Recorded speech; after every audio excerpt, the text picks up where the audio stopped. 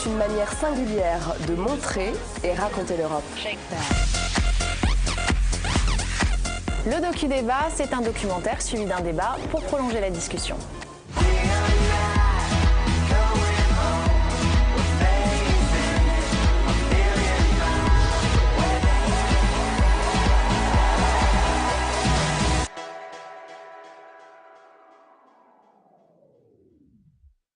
Qui devront s'être mis à la semaine de 4 jours et demi.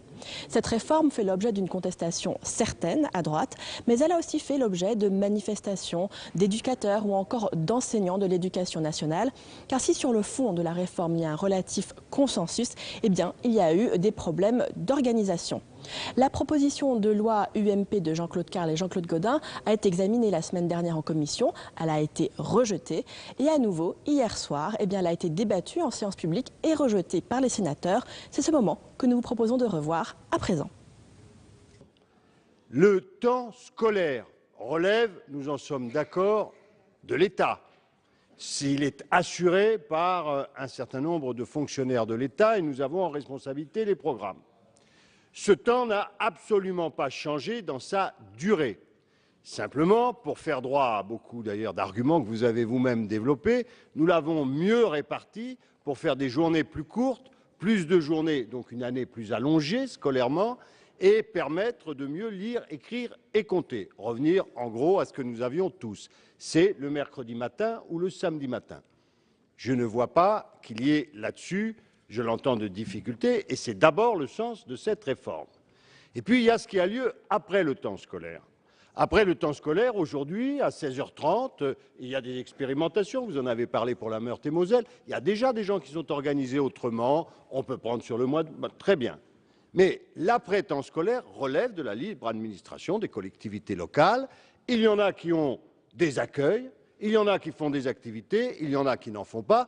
Et je vous donne une indication, puisque ce sera mon deuxième point, vous êtes préoccupés par les inégalités. Il est temps, quand on voit nos résultats, les écarts aujourd'hui en périscolaire, avant ma réforme, c'est de 1 à 10. D'ailleurs, vous ne posez pas la question, que faisait-il le mercredi matin? Je vous ai indiqué tout à l'heure, l'INSEE dit, nous allons passer de 20%, non, de 20% à 80% d'enfants qui vont avoir des activités, multipliées par 4. Mais ça, moi, je suis absolument d'accord, c'est votre liberté. Et donc, je ne vois pas où est le problème. Le problème, c'est que votre proposition n'est pas de dire « nous voulons de la liberté sur le temps périscolaire », vous l'avez, et davantage encore qu'avant. C'est de dire « nous voudrions fixer nous-mêmes le temps scolaire ».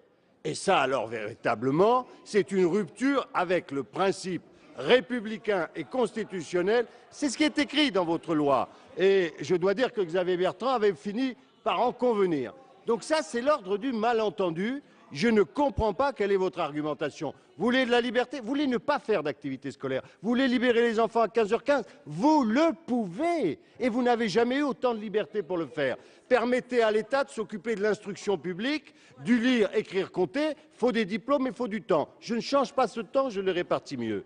Donc là, il y a une confusion depuis le début. Je ne comprends pas. Et vous dites, j'ai été très sensible à votre argumentation, vous dites, il y a eu beaucoup de confusion entre le scolaire et le périscolaire. Vous avez raison. Et qu'est-ce que vous faites aujourd'hui? Vous faites entièrement une proposition dont parfois je me demande si vous-même vous voyez quelle est l'incidence. Ça, c'est le premier point.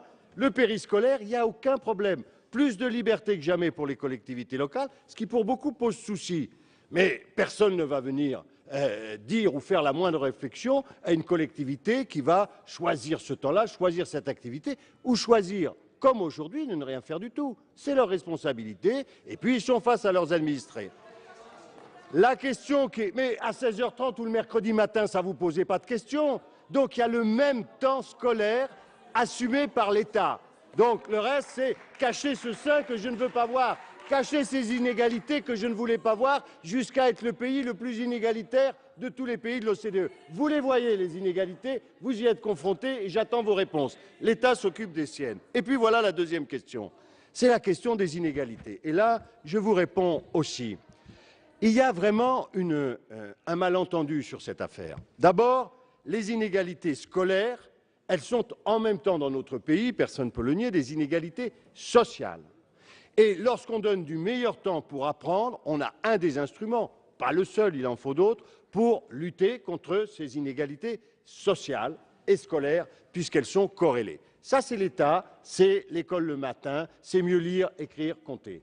Et puis, il y a le périscolaire. Et là, j'y reviens. D'abord, les expériences que nous avons montrent que, par exemple, c'est peut-être contre-intuitif, mais l'idée qu'il y a un accroissement des inégalités entre les collectivités rurales et urbaines, c'est absolument pas ni ce qu'a montré l'étude de l'AMF, ni ce qu'a montré le comité de suivi. Donc, vous voulez des suivis et des évaluations, ils montrent le contraire. Et la vérité, c'est que nous avons d'ailleurs des départements ruraux, c'est l'Ariège, c'est le Gers, c'est un certain nombre de départements qui passent beaucoup plus facilement au rythme dans les petites communes et surtout dans les regroupements qu'un certain nombre de grandes métropoles ou collectivités locales, parce que là, ils ont y compris des problèmes de locaux et autres. Alors, il n'y a pas d'accroissement de ces inégalités. Deuxièmement, aujourd'hui, bien sûr qu'il y a un inventaire qui est fait, et je vous invite d'ailleurs à les lire, parce que ça vous éviterait de dire ce genre de choses. Deuxièmement, il y a quand même une difficulté sur les inégalités quand vous les regardez aujourd'hui. C'est la première fois, c'est bien le problème de notre pays. Les inégalités périscolaires, aujourd'hui, elles vont de 1 à 10. Ça, c'est les chiffres officiels.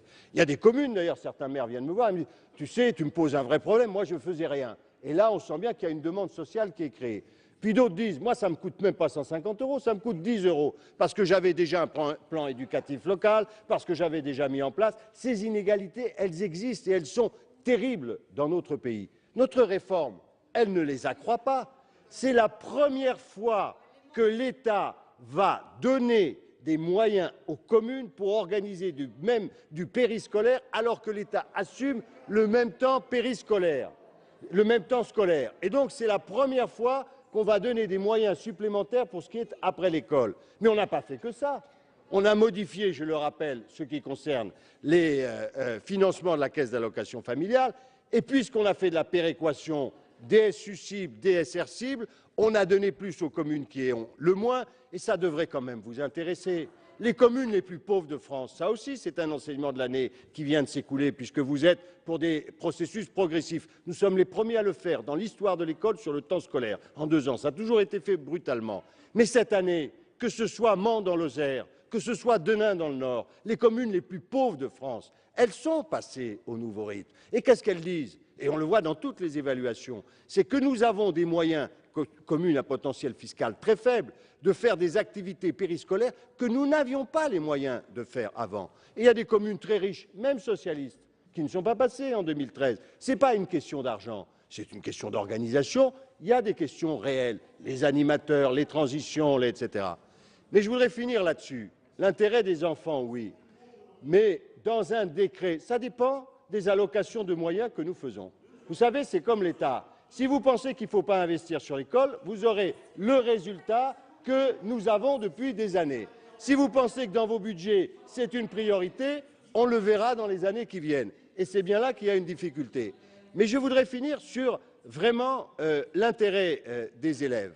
Nous avons quand même une nécessité à comprendre que si nous voulons lutter contre les difficultés scolaires qu'on a et les difficultés éducatives plus largement, qu'est-ce qu'il faut faire? Donner du meilleur temps scolaire et donner plus de temps et du meilleur temps éducatif aux enfants de France. Qu'est-ce que porte cette réforme? Elle porte cela. Comme nous devions le faire ensemble, et il faut le faire ensemble, il faut associer les parents, associer les collectivités, associer les associations, associer bien entendu les pouvoirs publics, pas seulement le ministère de l'Éducation, Jeunesse et Sport, ministère de la Famille, c'est ce que nous faisons. Alors, il faut se concerter et parler. Et jamais dans notre pays, jamais, vous parlez de concertation, elle a été plus longue, et celle de Châtel et la mienne, que jamais. Les contradictions que vous avez soulevées, elles sont nées de la concertation, car les intérêts des uns et des autres, du Conseil général, on en parlait avec Jean-Claude Carle très souvent, si nous avons des problèmes d'uniformisation dans un département, ce n'est pas le DAZEN, c'est le Conseil général pour ces transports scolaires qui dit par exemple à nos amis qui sont dans la montagne, non, moi je ne veux pas changer. Donc on multiplie et on a cherché un chemin qui puisse permettre à tous d'adapter à sa situation locale, car c'est la réalité de cette réforme. Quand vous regardez aujourd'hui, précisément et pour la première fois, le temps scolaire n'est pas le même. Certains c'est le mercredi, d'autres c'est le samedi, d'autres font 3/4 d'heure, d'autres font 1h30, d'autres choisissent la pause méridienne. C'est laissé précisément à cette liberté et à cette co-construction. Jamais dans notre pays, et j'ai confiance dans les uns et dans les autres, Je vois très bien comment ça marche. Mais je vois aussi que les choses avancent et que les grandes réformes, elles supposent un peu de temps, elles supposent des ajustements, elles supposent beaucoup de conflits dans notre pays et de concertation. Mais les 4 jours et demi vont valoir pour tous, elles sont l'intérêt des enfants, elles seront adaptées aux situations locales et elles auront permis, comme jamais, finalement, plus que la réforme de la formation des enseignants, plus que la réforme du service public du numérique, ça, finalement, on n'en parle pas. Très bien, on avance. Plus que les distributions de postes. Pour la première fois dans tous les villages de France, dans toutes les communes de France, on aura parlé ensemble, associations, mairies, conseils d'école, de l'intérêt des élèves. Et ça, vous verrez, c'est quelque chose qui, pour les années qui viennent, sera vraiment un talisman pour le progrès et le redressement éducatif.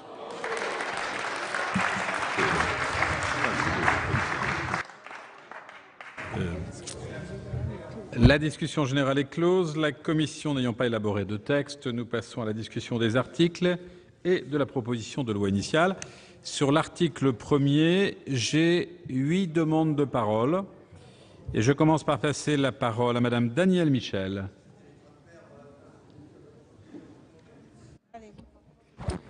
Monsieur le Président, Monsieur le rapporteur, Monsieur le ministre, mes chers collègues, l'article 1 réécrit l'article L. 521.3 du Code de l'éducation pour laisser toute latitude aux maires de fixer librement le temps scolaire dans leur commune. Cette liberté d'organisation du temps scolaire, voulue par les maires, telle qu'elle est ici définie, consisterait au final à laisser le choix dans chaque commune entre la semaine de 4 jours et celle de 4 jours et demi. À moins que dans toute autre configuration justifiée par des intérêts locaux, avec une concentration du temps scolaire encore plus forte, on arrive à 3 jours et demi, par exemple. C'est ça la liberté. C'est ça. Cela, vous souhaitez le rendre possible. Nous ne l'acceptons pas. Pourquoi ? Parce que cette disposition contrevient, comme vient de le dire Monsieur le ministre, aux principes constitutionnels. Le préambule de la Constitution dispose, et fort heureusement, qu'il revient à l'État d'assurer la scolarité obligatoire. Et j'ai quelques difficultés à comprendre le sens de votre démarche. Vous le savez, les rythmes d'apprentissage sont dans notre pays insoutenables. Vous le savez d'autant plus que la consultation initiée par M. Luc Châtel, alors ministre de l'Éducation nationale, a conclu, elle aussi, à la nécessité de revenir à la semaine de 9 demi-journées. Nous l'avons dit et redit, notre journée est la plus longue et notre année la plus courte. Et il y a consensus. Ces deux anomalies sont préjudiciables et en premier lieu pour les enfants les plus fragiles socialement, qui ont besoin de temps d'apprentissage adapté, et ce, dès le plus jeune âge. Il nous faut donc impérativement alléger les rythmes. Pourquoi alors vouloir, par cet article, donner la possibilité que rien ne bouge et au final contribuer à accroître un peu plus les inégalités déjà criantes entre les territoires? Pourquoi jeter encore de l'huile sur ce feu que vous avez largement contribué à allumer lorsque vous étiez au pouvoir? Je ne reviendrai pas sur vos errances en la matière. Les derniers résultats PISA catastrophiques pour notre pays en attestent. Mes chers collègues, je pense que nous aurions pu faire l'économie de ce débat, car nous pouvons à la fois nous accorder sur la nécessité de prolonger le temps scolaire hebdomadaire, tout en admettant qu'il existe des difficultés de mise en œuvre, en particulier pour les communes qui n'avaient jusque-là pas de véritable politique éducative. Ces difficultés, il n'est pas question pour nous de les nier, mais bien d'y apporter des solutions. De nombreuses dispositions ont déjà été prises par le gouvernement depuis la publication du décret pour répondre aux inquiétudes légitimes des élus locaux. C'est aussi l'objectif des travaux de la mission sénatoriale d'information, à laquelle je prends part, que de mettre à jour des solutions adéquates pour répondre aux problématiques locales. Cette mission d'information, dont vous avez été à l'initiative membre du groupe UMP et dont vous préemptez déjà les conclusions, pourtant prévues en juin. La vérité est que cette réforme est nécessaire. Ce n'est qu'une partie de la refondation de l'école que nous défendons, elle en est une partie essentielle. La vérité est aussi de dire que oui, cette réforme est difficile, notamment parce qu'elle oblige les acteurs de la communauté éducative à travailler ensemble. Acteurs dont les intérêts peuvent être divergents à certains moments, il est vrai. Et contrairement à ce qui est sous-entendu dans cette loi, les élus locaux sont pleinement associés à cette démarche, plus d'ailleurs qu'ils ne l'avaient jamais été auparavant. Dans mon département aussi, l'équation est parfois difficile, notamment pour les territoires ruraux. Mais je salue l'engagement des communes, du Conseil général et de l'Association des maires des Landes qui ont œuvré pour accompagner la mise en œuvre de la réforme, et ce, toujours dans l'intérêt supérieur de l'enfant. Car au final, ce sont 3 écoles sur 4 qui sont passées en 2013. Pour conclure, je reprendrai cette phrase de Sénèque. Ce n'est pas parce que les choses sont difficiles que nous ne devons pas oser, mais parce que nous n'osons pas qu'elles peuvent être encore plus difficiles. Merci, merci, chers collègues. Alors, j'avais sous-estimé notre capacité de création d'expression. Nous avons donc 10 demandes de parole. Et je passe la parole, pour l'instant, et je passe la parole à André Reichardt pour le groupe UMP. Monsieur le Président, Monsieur le Ministre, mes chers collègues, je voudrais bien entendu apporter mon témoignage à l'appui de notre proposition de loi et tout particulièrement l'alinéa 2 de son article 1er qui prévoit notamment une contribution intégrale de l'État. Car, indépendamment de la problématique du rythme scolaire à mettre en place, se pose une autre et vraie question qui préoccupe au moins autant les maires et les intercommunalités concernées, c'est celle du financement de la réforme. La réforme, telle qu'elle est décidée, pose problème sur ce point, bien sûr, principalement en raison de l'absence d'évaluation initiale des frais qu'elle engendre. Pour bon nombre de maires consultés, et on l'a vu tout particulièrement à l'occasion de l'enquête auquel les uns et les autres, je pense, ont contribué, le fonds mis en place pour la rentrée 2013 n'assure qu'une prise en charge partielle des nouvelles charges. Pour environ 50% des communes, le coût de la réforme est supérieur aux 150 € accordés par le gouvernement et la caisse d'allocation familiale. Pour 10 d'entre elles, il est même supérieur à 300 €. Et en Alsace, et ça je peux en parler, certains chiffrages s'élèvent même à 450 €. Je crois savoir que le rapport de notre collègue Jean-Claude Carle tout à l'heure l'a indiqué. De plus, si le fonds d'amorçage, Monsieur le Ministre, a finalement été prolongé d'1 année en réponse aux protestations des maires, je souhaiterais que vous nous disiez de façon précise ce qu'il en sera par la suite. Au-delà de 2014, ces moyens seront-ils ou non, c'est naturellement fondamental, pérennisés? Que se passera-t-il en 2015? Si le fonds n'est pas pérennisé, il faudra que les collectivités passent à la caisse, alors même que les dotations de l'État aux collectivités, vous le savez, en 2014 se réduisent de 1,5 milliard d'euros, 880 millions pour les seules communes, et qu'en 2015, on rajoutera encore à ce milliard et demi 3 milliards. Vous rejetez, Monsieur le Ministre, le principe de la liberté du choix des maires au nom de l'égalité territoriale, mais précisément, et on a essayé de vous le dire tout à l'heure, les territoires ne sont pas égaux face à cette réforme. Je ne vais pas redire ce qui a été dit tout à l'heure. Comment une petite commune rurale pourrait-elle proposer les mêmes activités qu'une grande ville? Va-t-elle seulement pouvoir recruter des animateurs? Certaines ne savent même pas ce que c'est. Les maires se sentent piégés. Non, ils savent... Attendez, je vais vous en faire connaître, ce qui montre clairement qu'il faut le cumul avec un exécutif local, puisqu'il semblerait qu'un certain nombre de nos collègues ne connaissent pas la vie de la ruralité. Les maires se sentent piégés, car ils sont mis devant le fait accompli. Si les élèves sont libérés à 15h ou 15h30 et que leurs parents travaillent, ils ne peuvent, par sens de leur responsabilité, les laisser à la rue.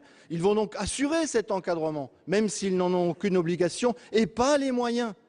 Aussi, les maires sont-ils contraints de demander aux parents ou une participation financière ou d'augmenter les impôts locaux? Je ne reviens pas sur le contexte budgétaire difficile qui sont les leurs, vous l'avez compris, selon la situation financière des différentes communes. Certaines étant beaucoup endettées, d'autres moins ou pas du tout.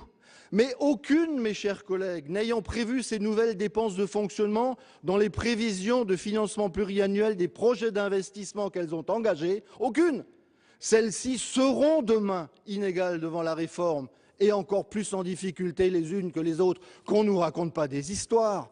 Et ça, Monsieur le ministre, ce n'est pas normal. Ce n'est pas juste et c'est franchement inacceptable. Il faut donc laisser les maires décider eux-mêmes de cette organisation. Il faut ici comme ailleurs faire nôtre ce postulat simple: qui commande paye. Eh bien, c'est l'objet de la présente proposition de loi.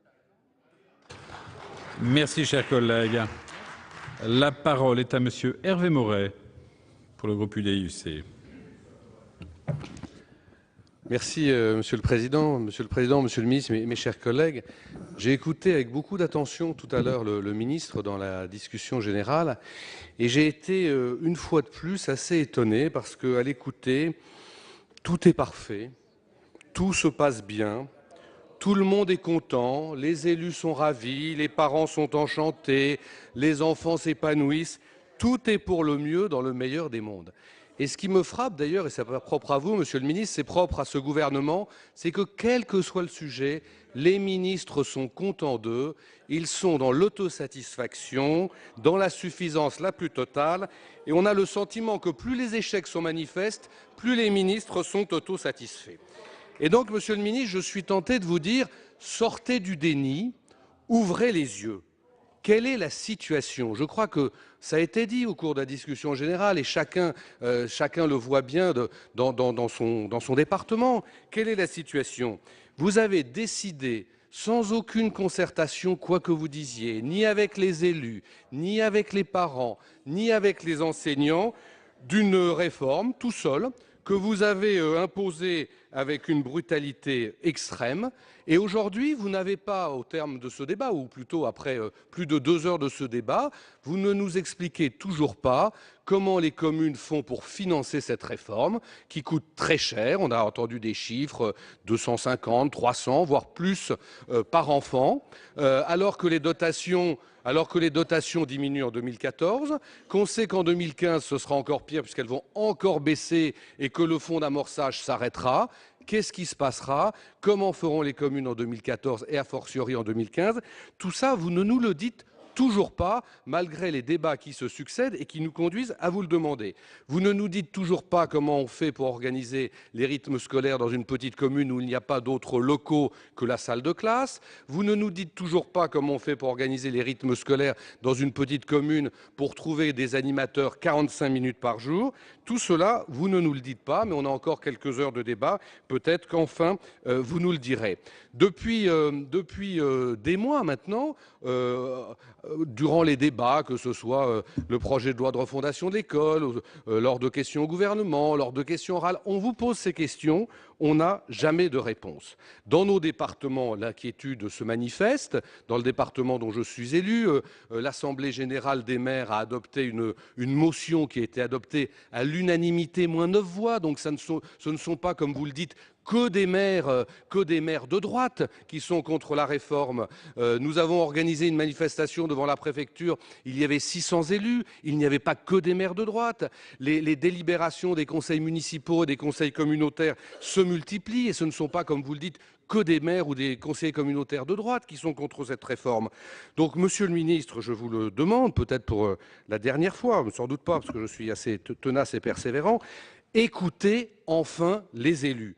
Considérez enfin cette réforme, cette année plutôt comme une année d'expérimentation, comme on vous le demande depuis des mois, et qu'au terme de cette année d'expérimentation, on regarde les problèmes qui se posent, notamment dans les maternelles. Je ne vous ai pas entendu parler des maternelles ce soir. On sait bien que c'est dans les maternelles que les problèmes sont les plus importants. On sait bien aussi qu'en élémentaire, laisser sortir des enfants à 15h15, qu'est-ce qui se passe? Comment font les parents qui ne peuvent pas, qui travaillent et qui ne peuvent pas payer des systèmes de garde? Tout ça, ça mérite un petit peu de temps. Alors plutôt que d'être dans l'urgence, dans la précipitation, si vous voulez vraiment, si vous attachez vraiment de l'importance à cette réforme au fond, et si vous voulez ne pas la compromettre, eh bien je vous demande encore une fois d'arrêter d'être dans cet entêtement et dans ce déni, et de faire en sorte qu'il y ait une année d'expérimentation, et qu'ensuite, à l'horizon de la rentrée 2015, on puisse mettre en place une réforme sur des bases solides et sérieuses.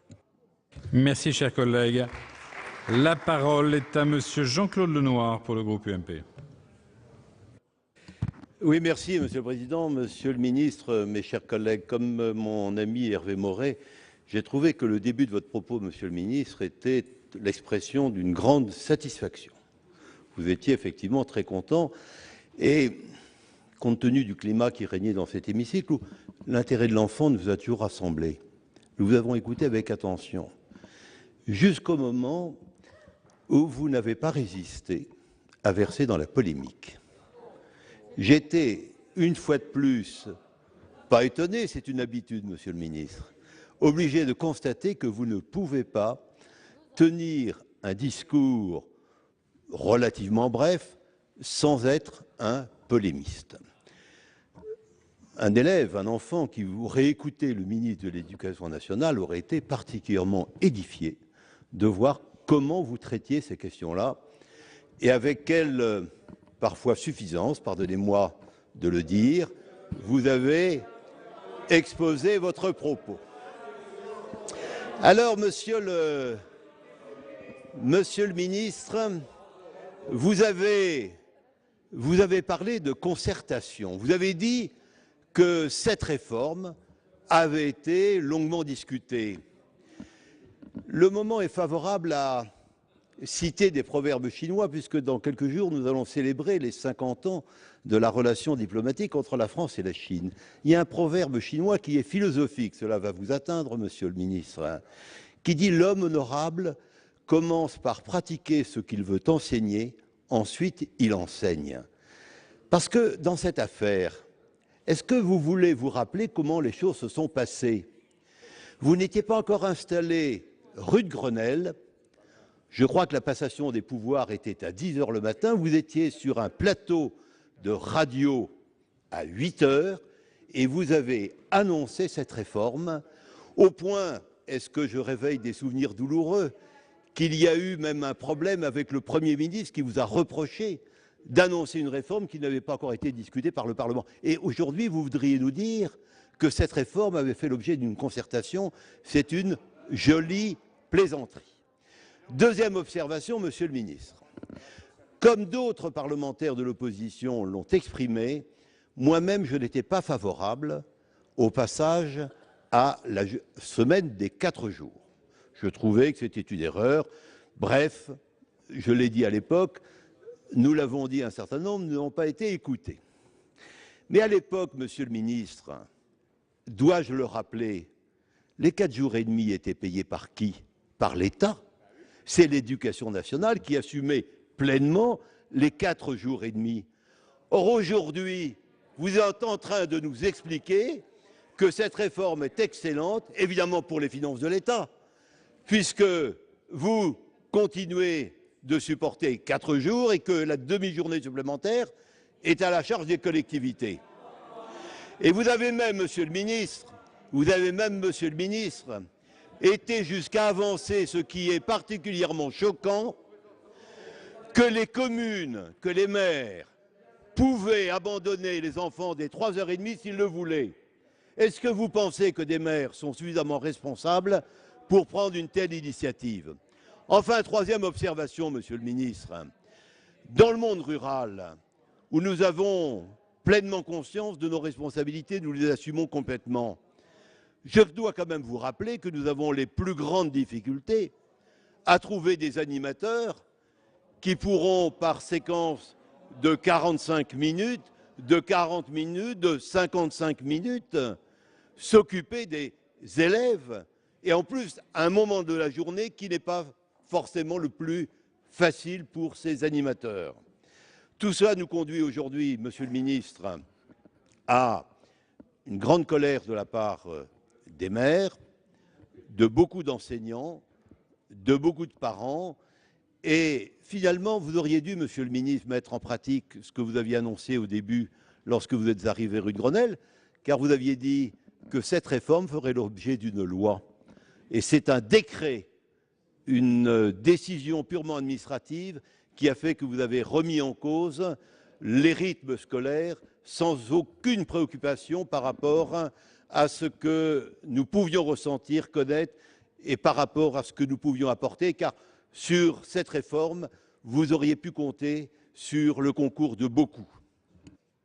Merci, cher collègue. La parole est à Monsieur Claude Demézel pour le groupe socialiste. Merci, Monsieur le Président, Monsieur le Ministre, mes chers collègues. Je ne vais pas revenir sur les bienfaits des 4 jours et demi. Et il ne faut pas être fin pédagogue ou fin psychologue pour comprendre qu'il vaut mieux que les enfants aillent en classe 5 matinées plutôt que 4. Et je m'en tiendrai seulement au rythme scolaire. Bien sûr que toute réforme bouscule un peu. Mais je dois dire que dans mon département, j'ai fait une enquête auprès des communes qui avaient choisi et l'appréciation va de bien à très bien. Peut-être que je suis dans un département particulier, mais bien sûr, mais c'est plutôt bon. Voilà. Je voudrais faire un rappel. Les rythmes scolaires, c'est une vieille histoire. C'est une vieille histoire. Et rappelez-vous que le jeudi a été créé comme un jour où il n'y avait pas classe, parce que l'école était obligatoire, mais surtout et laïque, et que certains se demandaient comment on allait pouvoir continuer à avoir une instruction religieuse. Voilà l'origine du jeudi, qui ensuite est passé au mercredi, pour des raisons d'équilibre dans la semaine. Mais figurez-vous que si pendant un temps, l'éducation religieuse, le catéchisme ou autre était pratiqué ici ou là, eh bien, petit à petit, on a, pour certains d'ailleurs, même avant, les enfants jouaient dans les caniveaux à faire voguer des bateaux en papier. Pour d'autres, ils allaient travailler au champ, etc., etc. Et on s'est aperçu, à un moment donné, les communes se sont aperçues que, et les parents, surtout à la demande des parents, qu'il fallait occuper les enfants. Et c'est de là qu'est née l'activité dans beaucoup de communes, dans la plupart des communes, avec la participation des enseignants d'ailleurs, d'activités périscolaires. C'est ainsi que sont nées les activités périscolaires avec la participation des communes. Et ensuite, on a supprimé, je ne sais plus quel le ministre, mais peu importe, a supprimé le samedi après-midi. Le samedi après-midi, qui était un moment un peu privilégié à l'école et que certains appelaient le dimanche de l'école. Ça a été supprimé pour d'autres raisons que le dimanche de l'école. Et puis, M. Darcos, lui, a carrément, pour les raisons qu'il avait expliquées, familiales, de supprimer le samedi matin. C'est-à-dire, on passait de 4 journées et demie à 4 jours. Et si j'ai fait ce rappel, et particulièrement c'est pour rappeler quel est le rôle des uns et des autres. Le rôle, ce sont les enfants, les acteurs, ce sont les enfants d'abord, qui attendent un enseignement de qualité, comme leurs parents d'ailleurs, et l'éducation nationale y répond.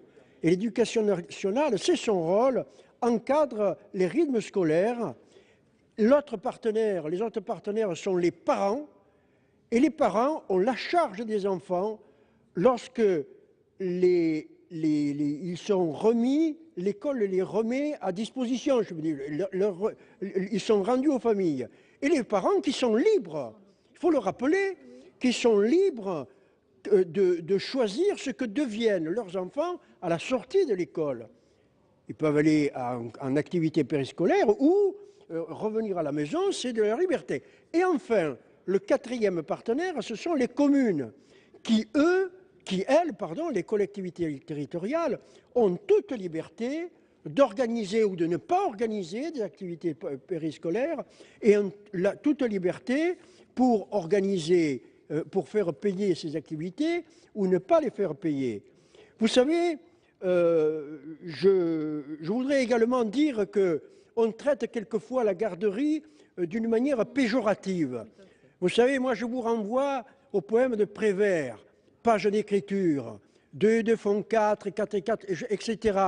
Bien, les enfants ont envie aussi, permettez-moi d'employer cette expression, ont envie qu'on leur lâche les baskets. Et ne traitons pas la garderie péjorativement. Voilà, moi, ce que je voulais dire en ce qui concerne ces 4 journées et demie qui sont souhaitables, mais je me réserve la possibilité d'intervenir encore dans la discussion comme explication de vote. Mais vous savez, je suis conscient qu'il y avait des interrogations de la part des collectivités, des enseignants, des parents, tout à fait justifiées. Elles sont tout à fait justifiées. Mais vous savez, je suis confiant, Monsieur le ministre. Je suis confiant parce que cette réforme sera finalement adoptée, parce que nous le savons, l'enfant, l'école, c'est l'enfant chéri des budgets des collectivités territoriales. Je vous remercie. Merci, cher collègue. La parole est à Monsieur Yves Daudigny pour le groupe socialiste. Merci, Monsieur le Président. Monsieur le Ministre, mes chers collègues, à mon tour, je ne reprendrai pas l'ensemble des arguments qui ont été excellemment présentés par Monsieur le Ministre à 2 reprises, mais aussi par d'autres intervenants, Françoise Cartron, Maryvonne Blandin et d'autres ensuite. Ces arguments plaident sans la moindre contestation possible en faveur de l'organisation du temps scolaire sur 4 journées et demie. Néanmoins, sur un sujet aussi sensible, je veux exprimer ma position. Parce que pendant 40 années de ma vie, j'ai passé une partie de mon temps dans la réalité de l'école. En face d'élèves, l'exigence d'éducation est une vérité qui m'habite, je dirais, de façon presque obsessionnelle ou en tout cas quotidienne. Or, il a été rappelé la situation grave, sinon tragique, de la France, qui est à la fois championne des inégalités en matière de résultats, mais qui est aussi dans le même temps championne, cela a été souligné, de la corrélation entre les difficultés sociales et les résultats scolaires. Mon soutien est donc à cet instant total au ministre de l'Éducation nationale dans la mise en œuvre de sa réforme de refondation de l'école. Mes chers collègues, comment pourrait-on imaginer que notre école, l'école de l'éducation nationale et républicaine, soit, dans une de ses caractéristiques les plus importantes, le temps scolaire, organisé différemment d'une commune à une autre, selon la simple volonté ou l'humeur d'un conseil municipal? Comment pourrait-on accepter, comment peut-on accepter aujourd'hui qu'un tel sujet soit en fait pris en otage dans des argumentations ou des positionnements partisans? Alors certes, lorsqu'il est question de temps périscolaire et non pas de temps scolaire, la distinction a bien été faite, des difficultés peuvent surgir. Mais ayons les chiffres en tête, les chiffres du Congrès des maires, 83% de satisfaction lorsque la mise en œuvre a été réalisée dès la rentrée de septembre 2013. Et je veux, pour le département de l'Aisne, souligner que ces ratios nationaux s'y appliquent, et dans un département rural, avec des réussites qui concernent des petites villes, qui concernent des bourgs, mais qui concernent aussi des regroupements horizontaux en pleine ruralité. Et je dirais que là où il y a eu une volonté, là où les acteurs ont voulu agir, il y avait des voies qui s'ouvraient, certes plus ou moins faciles, mais néanmoins des voies qui s'ouvraient. Donc arrêtons sur ce sujet d'opposer la ruralité et la ville. Mes chers collègues, un texte m'est arrivé cet après-midi sous les yeux.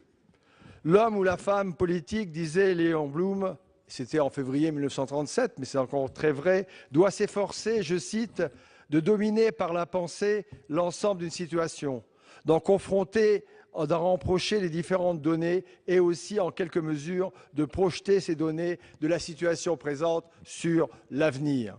Eh bien, l'avenir de nos enfants, justement, nous demande de procéder de la sorte. N'entendons pas la confiance mise dans notre école. Bien au contraire, conjuguons nos moyens à tous les niveaux, conjuguons nos imaginations pour que cette réforme, peut-être la plus importante pour l'avenir du pays, qui est la refondation de l'école, soit demain une réussite pour notre pays. Je vous remercie. Merci, chers collègues. La parole est à Madame Dominique Gillot pour le groupe socialiste. Merci, Monsieur le Président, Monsieur le Ministre, mes chers collègues. Moi, je plaide pour la suppression de l'article 1 de la PPL. La réforme des rythmes scolaires n'est qu'un volet de la refondation de l'école qui compte bien d'autres éléments d'architecture pour refaire les apprentissages des élèves sur l'ensemble du territoire. Ça a été rappelé à plusieurs reprises. L'élévation du niveau scolaire dépend d'une meilleure répartition du temps d'apprentissage en desserrant la pression journalière de l'emploi du temps pour récupérer du temps scolaire de meilleure efficience. Et c'est tout le sens de la modification des rythmes scolaires qui redonne une 5e demi-journée de meilleur temps scolaire. Le mercredi ou le samedi, le choix est ouvert, même si, dans la plupart des cas, c'est le mercredi qui emporte le choix. Alors oui, cette nouvelle organisation du temps de l'élève perturbe, car elle a une incidence sur les temps de l'enfant, les temps de la famille, les temps sociaux. Elle exige des efforts de compréhension et d'ouverture, et on voit bien que dans une partie de notre hémicycle, ces valeurs ne sont pas vraiment à l'œuvre. Elle modifie l'organisation du travail des enseignants et suscite des inquiétudes parmi eux, inquiétudes qui témoignent de leur intérêt et de leur engagement pour l'avenir de leurs élèves, pour la conception de leur mission, pour la reconnaissance de leur savoir-faire. Elle implique pour les communes une adaptation de l'organisation des services qui tient notamment à l'ouverture et l'entretien des locaux, au transport, à la restauration, aux activités périscolaires quand il y en a, et ça n'est pas une obligation, vous en avez témoigné, à leur création quand la volonté politique est au rendez-vous. Elle a donc suscité l'inquiétude des élus locaux que vous relayez dans cette salle et qui ont perçu cette réforme comme une contrainte insurmontable en quelques mois. Des inquiétudes qui sont devenues des enjeux politiques à la veille des élections municipales. Le président de la République l'a bien perçu, qui avait ouvert devant l'Assemblée générale des maires de France la possibilité de choisir 2013 ou 2014 pour l'entrée dans la réforme. Donc du temps avait été donné pour préparer cette entrée dans la réforme. Mais maintenant, à quelques mois du but, cette proposition de loi voudrait obtenir un nouveau délai, avec des arguments qui ne tiennent pas face à la libre administration des communes, non atteinte, encadrée depuis des décennies par le Code de l'éducation. Le décret du 24 janvier 2013 portant sur les nouveaux rythmes scolaires répartit en effet les 24 heures d'enseignement par semaine sur 5 matinées et 4 après-midi écourtés pour tous les élèves à la rentrée 2014. C'est la loi, désormais, et cette loi ne revient pas sur les textes antérieurs qui précisent l'utilisation des locaux scolaires en dehors du temps scolaire, c'est l'article L212-15 du Code de l'éducation, qui permettent l'organisation d'activités pendant les heures d'ouverture scolaire, qui donnent la possibilité aux maires de modifier les heures d'entrée et de sortie de l'école en vertu de raisons locales, et là c'est l'article L521-3 du Code de l'éducation. Alors vous appelez des mesures nouvelles qui figurent déjà dans le Code de l'éducation et qui entraîneraient, si elles étaient adoptées, une rupture d'égalité sur le territoire. Certains maires dans mon département sont entrés dans la réforme en 2013 en agissant de la manière suivante. Classe de 9h à 12h15 tous les matins, classe de 14h à 16h l'après-midi. La journée est effectivement allégée et ce sont les familles qui doivent s'organiser, qui doivent s'adapter. Dans certains cas, le périscolaire est allongé le matin et le soir, à la charge financière ou non des familles, pour faire coïncider les temps de l'enfant et ceux des adultes. Dans d'autres communes, les élus sont allés plus loin. Attachés à l'intérêt des enfants et soucieux de ne pas perturber les familles, ils ont voulu très vite unir leurs efforts à ceux de l'État dans cette grande réforme de fond et ont été capables de co-construire des projets éducatifs qui respectent les aptitudes des enfants et ouvrent leur esprit pour de meilleures dispositions à apprendre en classe. L'assouplissement des taux d'encadrement hors temps scolaire, les dotations financières de l'État, reconduites, de la CAF, pérennes, la disponibilité des associations locales, de l'éducation populaire, ont permis l'émergence d'une réelle diversité de projets, tous inscrits dans un cadre national qui garantit à tous les élèves de notre pays une école ouverte, ambitieuse pour tous et pensée avec les ressources locales. Dans ma commune, où il a été décidé de compléter les 24 heures d'enseignement par 3 heures d'action éducative gratuite ouvertes à tous les écoliers de la ville, les premières semaines ont été difficiles. De nouveaux repères étaient à fixer, La confiance des parents était à gagner, la coordination et la coopération avec les enseignants étaient à construire. Il a fallu discuter, évaluer, revoir, préciser. Pendant cette période d'ajustement, le moteur a été l'adhésion des enfants, leur plaisir à entrer dans ces nouveaux rythmes, ces nouvelles activités réellement partagées à l'école. Et c'est ainsi dans 95% des communes qui se sont déjà engagées. Alors l'expérience d'élus locaux audacieux est une ressource précieuse pour ceux qui se sont donné du temps. Vous demandez une expérimentation, l'expérimentation, elle a lieu, grandeur nature, et vous pouvez vous appuyer dessus. Mais surtout, ne cherchez pas à encore retarder l'échéance, il n'y a plus de temps à perdre. Surtout, n'invoquez pas d'arguments triviaux qui ne tiennent pas devant l'urgence de la situation. L'école est le creuset des valeurs de la République. Cela appelle de s'appuyer sur les synergies locales qui sont autant de ferments de cette identité culturelle, républicaine, partagée à laquelle nous aspirons pour fortifier la cohésion de notre nation.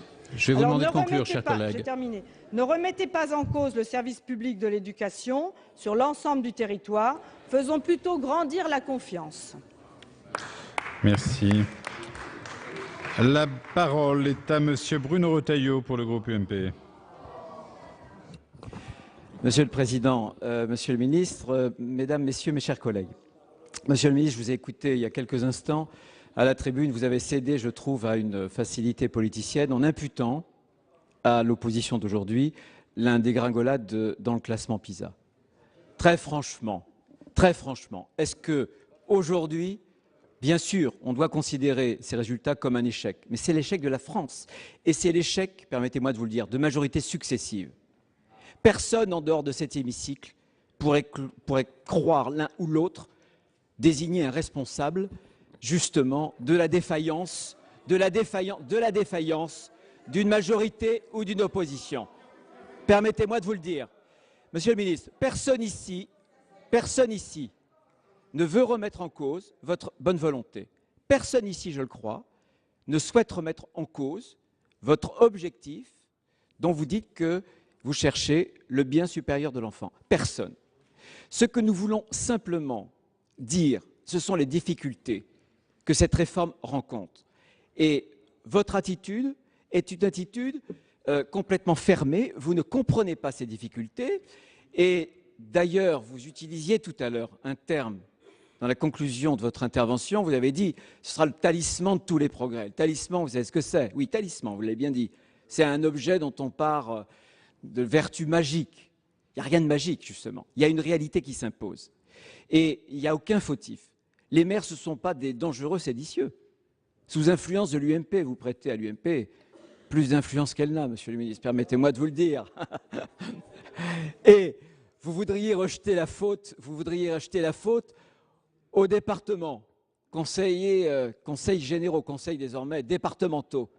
Là aussi, cette stratégie se heurte à une réalité, il faut la voir en face et vous résoudre les problèmes. Il y a un énorme paradoxe, c'est que chacun ici voudrait que l'école de la République soit l'école d'une seule vitesse. Et pourtant, la réforme, on l'a bien vu, va conduire à apporter encore plus d'inégalités. Encore plus d'inégalités pour les enfants. Entre ceux qui pourront être transportés, nous avons fait une étude sérieuse pendant 1 an au Conseil général de la Vendée. 25% des élèves, 25% des écoles, nous devrons transporter les élèves, les amener à l'école pour 9 heures et ensuite les reprendre en car entre 10h45 et 11h. Moins de 2 heures le mercredi matin pour 25% des écoles publiques desservies par le transport scolaire. Inégalité vis-à-vis des territoires et des enfants. Inégalité pour les enfants qui bénéficieront d'animateurs qualifiés, qui bénéficieront de locaux par rapport à des enfants qui n'en bénéficieront pas. Inégalité par rapport à des familles, modestes ou pas, qui auront bien des problèmes quand il faudra récupérer les enfants en fin de matinée du mercredi. Inégalité territoriale, transport scolaire bien sûr, mais aussi les locaux, mais aussi les budgets. Toutes les communes ne sont pas logées à la même enseigne en fonction de leur budget. Personne n'a parlé des associations. Sachez, Monsieur le Ministre, que cette réforme cause et causera d'énormes dégâts dans le milieu rural vis-à-vis des associations sportives et culturelles, parce que ces associations qui utilisent des équipements sportifs, des équipements communaux, ont besoin du mercredi, et que concentrés uniquement sur quelques demi-journées, il y a des problèmes qui sont des problèmes réellement insolubles. Et je vous demande simplement d'entendre, Monsieur le ministre, d'entendre et d'écouter ces difficultés, inégalités, donc pour les enfants, pour les territoires, pour les communes, pour les familles, pour les associations. Ça fait beaucoup quand même. Et je pense que vous êtes bien sûr dans une sorte de déni de la réalité. Je crois que vous vous êtes investi sans doute dans cette réforme, mais cette réforme, elle rencontre des difficultés. Et je vais vous assurer qu'aucune citation, aucun effet de manche, aucun effet de rhétorique ne réduira à néant les difficultés que nous rencontrons sur le terrain. Et pour conclure, je pense que cette réforme est mal partie parce que vous l'avez engagée sur deux principes qui sont des principes du siècle précédent. Paris décide et la France d'en bas doit se débrouiller. Les maires, les élus locaux, ceux de terrain, ceux sur les épaules desquels reposent bien souvent d'énormes problèmes que le niveau national n'a pas pu gérer, n'a pas voulu gérer, n'a pas réussi à solutionner. Et l'autre principe, Paris commande et les communes payent. Les conseils généraux payent 1 million pour la Vendée, 1 million en plus de dépenses publiques, alors que les uns et les autres, on entend sur toutes les chaînes de télévision du président de la République au Premier ministre nous dire que les collectivités dépensent trop. Baisse historique des dotations de l'État, Monsieur le ministre, aux collectivités cette année. Et donc, on est dans une situation schizophrène où, en même temps, moins de dotations, on nous désigne comme les fauteurs de la dépense publique et, en même temps, l'État décide sur notre dos de nouvelles charges non compensées, contrairement à l'article 72, que vous connaissez bien sûrement, Monsieur le ministre. Ce sont deux principes. Paris décide, les autres appliquent. Paris commande, les autres payent, qui sont des vieux principes et qui sont rejetés, je vais vous dire, par de nombreux maires, quelle que soit leur étiquette. Et je pense que vous pouvez encore vous en tirer. Il faut continuer la concertation. Il faut essayer de voir, par rapport à l'expérimentation que certaines villes qui peuvent parfois avoir connu la réussite ont fait, il faut peser le pour et le contre avant de décider une généralisation. C'est tout ce qu'on vous demande, Monsieur le ministre. C'est la sagesse et c'est raisonnable. Écoutez la France d'en bas, Monsieur le ministre. La parole est à Monsieur Pierre Martin pour le groupe UMP. Monsieur le Président, Monsieur le Ministre, mes chers collègues, c'est le 24 janvier qu'est paru le décret sur la modification des rythmes scolaires. Vu l'importance et les conséquences, j'eûs préféré de loin que ce soit une loi. Mais on pourra entamer un débat sur le sujet, nous ne le ferons pas aujourd'hui. Cela étant, et vous avez fort justement dit tout à l'heure, le temps scolaire relève de l'État, ou rajouter une demi-journée, c'est la responsabilité de l'Éducation nationale. Nous sommes d'accord. Qu'a-t-il été décidé? Que nous passions de 8 demi-journées à 9 demi-journées. Et vous nous avez dit, bien entendu, il fallait une importante concertation. Je suis dans un département où nous avons fait de nombreuses réunions, car les maires s'interrogeaient. Je répète, nous avons 782 communes. Donc vous voyez la dimension des communes. Donc les maires s'interrogeaient. Et la conclusion que j'ai tirée de tout ça, c'est quoi? C'est qu'il demeurait une importante confusion dans la tête de nos élus. Il y avait les rythmes scolaires. Il y avait les rythmes scolaires que je viens d'évoquer. Et il y avait cette concertation. Mais dites-moi, dans mon département, vous le savez très bien, on nous a dit, et cela a été répété par Madame le rapporteur tout à l'heure, on a dit, vous pouviez choisir, on peut choisir encore d'ailleurs, puisque ce n'est pas terminé, entre le mercredi matin et, par dérogation, le samedi matin. Que nous dit-on dans le département? On nous précise que le samedi matin, de toute façon, il n'y aura pas de transport.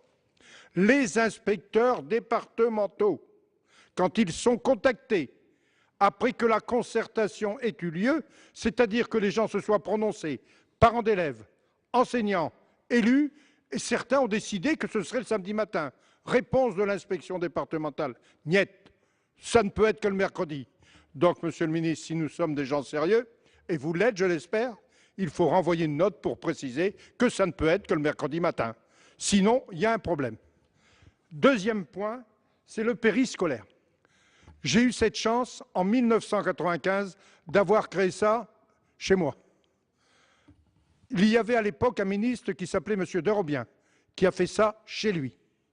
Nous nous sommes rencontrés, puisque nous faisions à des dimensions différentes la même chose. Et j'ai constaté qu'il m'avait dit, ce que j'ai pu remarquer chez moi, c'est qu'il ne faisait ça sur Amiens, puisqu'il était maire d'Amiens, que sur la moitié de sa population scolaire. Parce que, me disait-il, je ne peux pas faire sur le tout, ça coûtera trop cher. Car les simulations avaient été faites, et même, ces enfants-là étaient suivis par l'université de médecine pour voir les évolutions, ce que je ne pouvais faire chez moi. Mais dans ma commune, au sens large, et la communauté en particulier, et toutes les communes n'étaient pas concernées, ce qui se passait, c'est que nous avons voulu offrir des sujets de qualité à nos enfants. Nous avons donc recruté des éducateurs pour des séances qui duraient au plus 1 heure.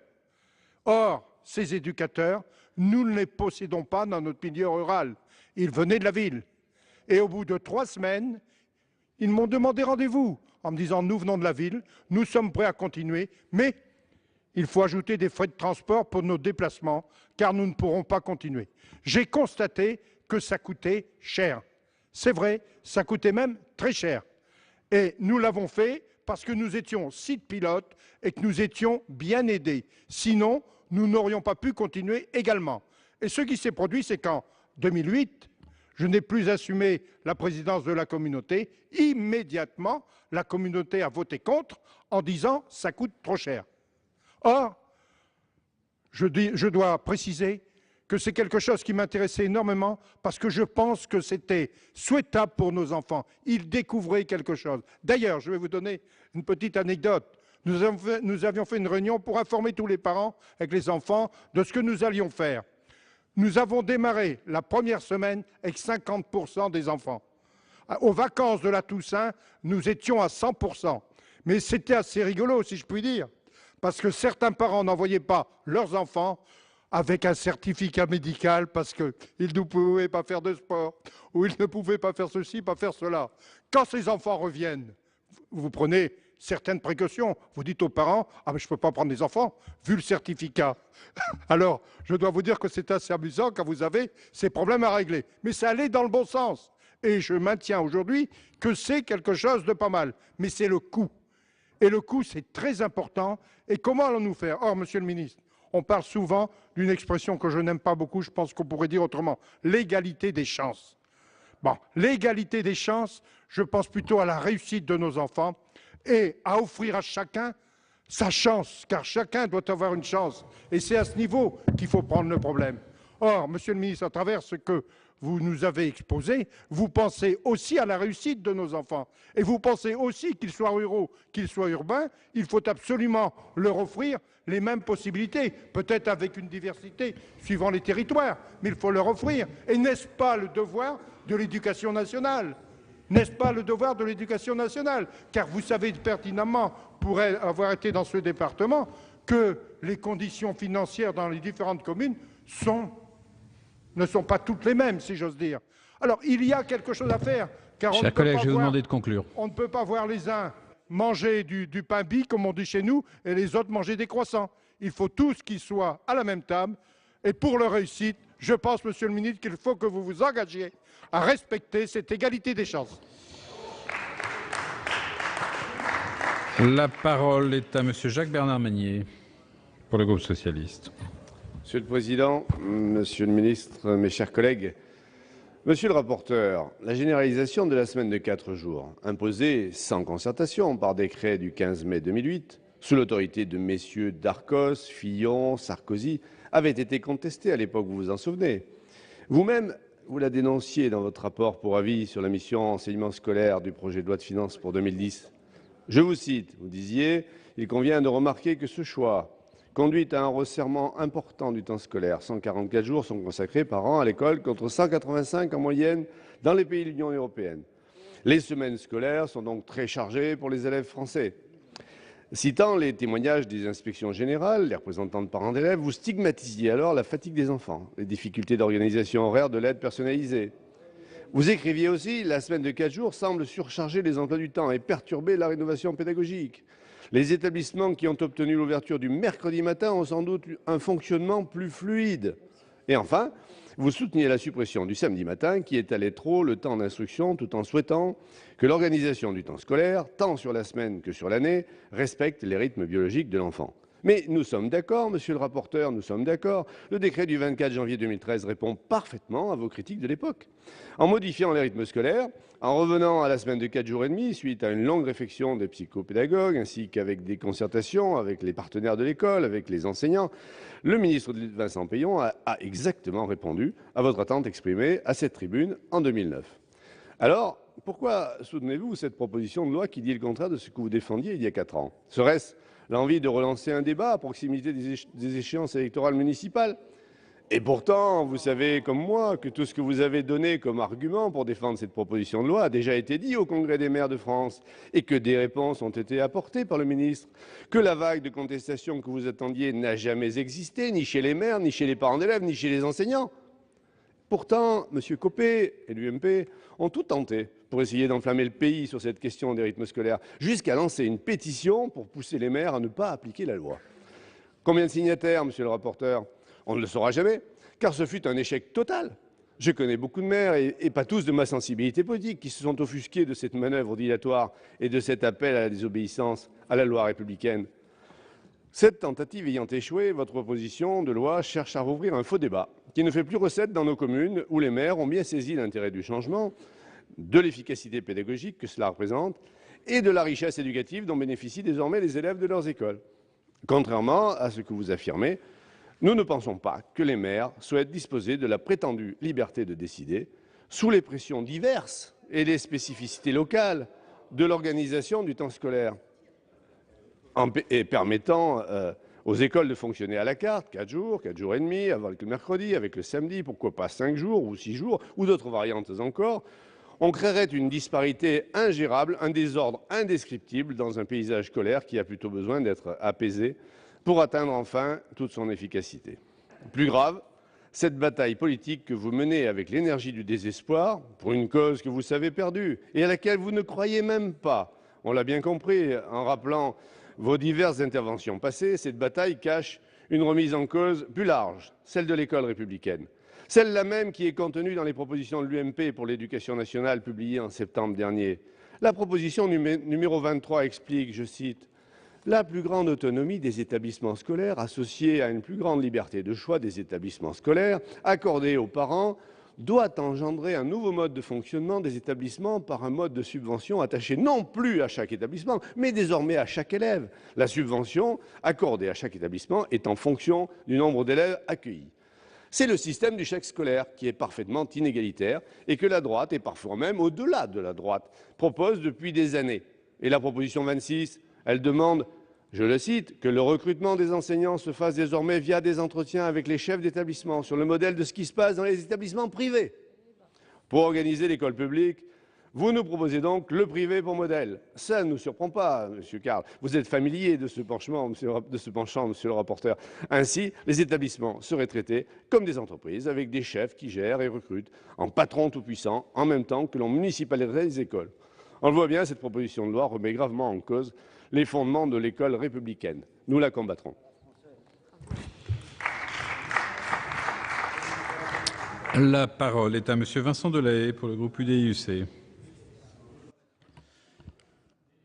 Monsieur le ministre, mes chers collègues, pour ma part, je me réjouis de ce débat, même si je trouve qu'il arrive bien tard et que j'aurais préféré, bien sûr, qu'on puisse en débattre beaucoup plus tôt.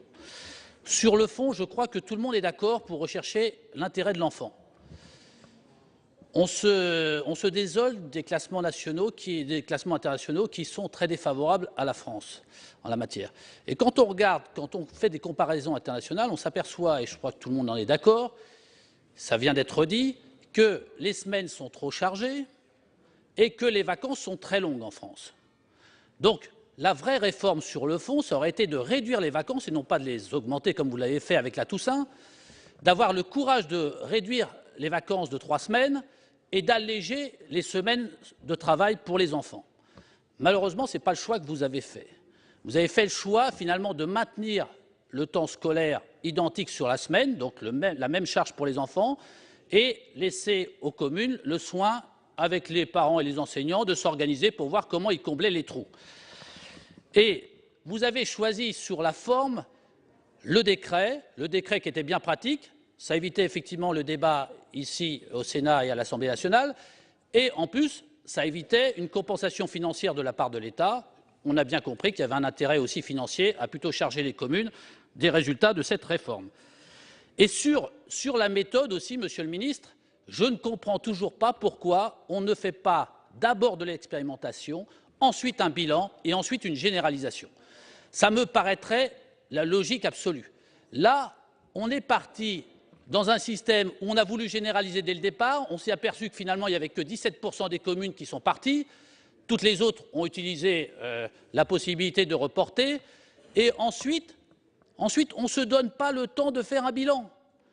Alors bien sûr, j'entends les maires des communes qui ont mis en place, bien sûr, juste avant les élections municipales, ils disent tous « ça se passe pas si mal, c'est pas mal, c'est bien, c'est voire très bien ».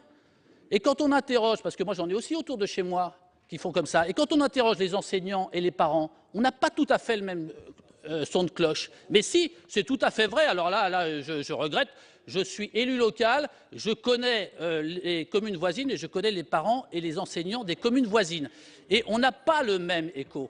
Et quel est le problème finalement? Quel est le problème? Le problème, c'est les élections municipales. C'est vrai que les élus qui ont mis en place ont tout intérêt à enjoliver le bilan, et puis l'opposition a tout intérêt à taper dessus. Donc, donnons-nous du temps, Monsieur le ministre. Donnons-nous du temps, et cette proposition de loi nous permet de nous donner du temps. Il n'y a pas le feu au lac. On peut se donner du temps pour tirer un vrai bilan de l'expérimentation, et non pas un faux bilan comme aujourd'hui. Alors, dans ce que vous avez dit, Monsieur le ministre, moi j'ai été très surpris. Je n'ai pas été surpris par le dialogue de sourds, parce que ce n'est pas la première fois qu'avec le gouvernement, ici, nous avons un dialogue de sourds. J'ai l'impression que pour le gouvernement, très souvent, que ce soit sur les questions budgétaires, sur plein d'autres questions, le passage au Sénat est un mauvais moment à passer. En tout cas, c'est vécu comme tel. On vient là et on se dit, de toute façon, c'est l'Assemblée nationale qui aura le dernier mot. Le Sénat, finalement, bon, c'est mauvais moment, comme je le disais, et on vient passer ça. Donc moi, le dialogue de sourds, j'aimerais bien que le gouvernement vienne avec des intentions réelles de dialogue profond avec le Sénat. En tout cas, ce n'est pas ce que j'ai ressenti jusqu'à présent en tant que sénateur, et je le regrette fortement. Ensuite, vous nous dites, mon décret, il apporte plus de liberté aux communes. Alors ça, c'est la première fois que j'entends ça. J'avoue qu'en discutant avec l'ensemble de mes collègues, je n'ai jamais eu cette impression qu'on leur apportait plus de liberté. On leur apporte plus de problèmes, plus de contraintes, plus de charges, ça c'est sûr. Et vous pouvez interroger les élus locaux, ils ressentent ça complètement. Ils ne ressentent pas le fait d'avoir, grâce à vous, plus de liberté, Monsieur le ministre. Et puis, j'ai été surpris que vous puissiez dire, les communes, vous n'avez qu'à faire de l'éducation une priorité, mais c'est déjà le cas, Monsieur le ministre. Si vous aviez été élu local, Monsieur le ministre, je ne pense pas que vous l'ayez été dans votre carrière, mais vous sauriez que dans les communes, il ne m'écoute pas, Monsieur le ministre. Non, il n'écoute pas. Oui, vous pouvez faire plein de choses à la fois, bien sûr, mais simplement, Monsieur le ministre, dans les communes, le budget prioritaire et le budget principal, c'est en général l'éducation. En tout cas, c'est vrai dans ma commune, c'est vrai dans beaucoup de communes, je pense. Donc, c'est déjà le cas. Donc, les maires, les élus locaux se préoccupent déjà beaucoup d'éducation. Alors, un petit mot sur les finances publiques. Moi, je suis très attaché aux finances, et je vais essayer de faire court, Monsieur le Président, mais dans le budget 2014, j'ai trouvé dans la mission éducation 60 millions pour les rythmes scolaires. On parlait tout à l'heure de savoir si ça allait être pérennisé. Il y a 7 millions d'élèves, donc 7 millions par 50 €, ça fait 350 millions. Donc aujourd'hui, dans le budget 2014, l'aide qui a été promise pour financer la mise en place de ce décret sur les rythmes scolaires n'est pas financée dans le budget aujourd'hui. Alors, je conclurai, Monsieur le Président, pour vous faire plaisir et ne pas trop déborder, je conclurai en reprenant ce que vous avez dit, Monsieur le ministre. Cette réforme nécessite du temps et des ajustements, c'est ce que j'ai entendu tout à l'heure. Mais donnons-nous du temps. Je vous ai écrit pour demander ce report d'1 an. Je n'ai pas eu de réponse. Ça fait deux lettres que j'envoie. Je suis surpris de ne pas avoir de réponse. Mais je pense que ce temps est nécessaire pour bien ajuster cette réforme et faire en sorte qu'elle soit vraiment dans l'intérêt des enfants. Je vous remercie. Merci, cher collègue. La parole est à Monsieur Alain Fauconnier pour le groupe socialiste. Monsieur le Président, Monsieur le Ministre, chers collègues, simplement je voudrais donner le témoignage d'une ville de 9000 habitants qui s'est lancée dans la réforme dans un département, l'Aveyron, très rural, où 80% des communes ne se sont pas lancées dans la réforme, et c'est tout à fait respectable. Ils ont souhaité se donner du temps, voir ce que les autres faisaient pour, compte tenu des difficultés qu'ils pouvaient avoir, se donner ce temps-là. Et c'est éminemment respectable. C'est éminemment respectable. Alors, l'enjeu de la réforme des rythmes scolaires est d'assurer aux élèves une meilleure organisation de leur apprentissage. On est tous d'accord là-dessus. La proposition de loi qui nous est faite aujourd'hui, qui nous est présentée, néglige cet enjeu totalement. On voit bien que derrière tout ça, c'est un petit jeu politicien.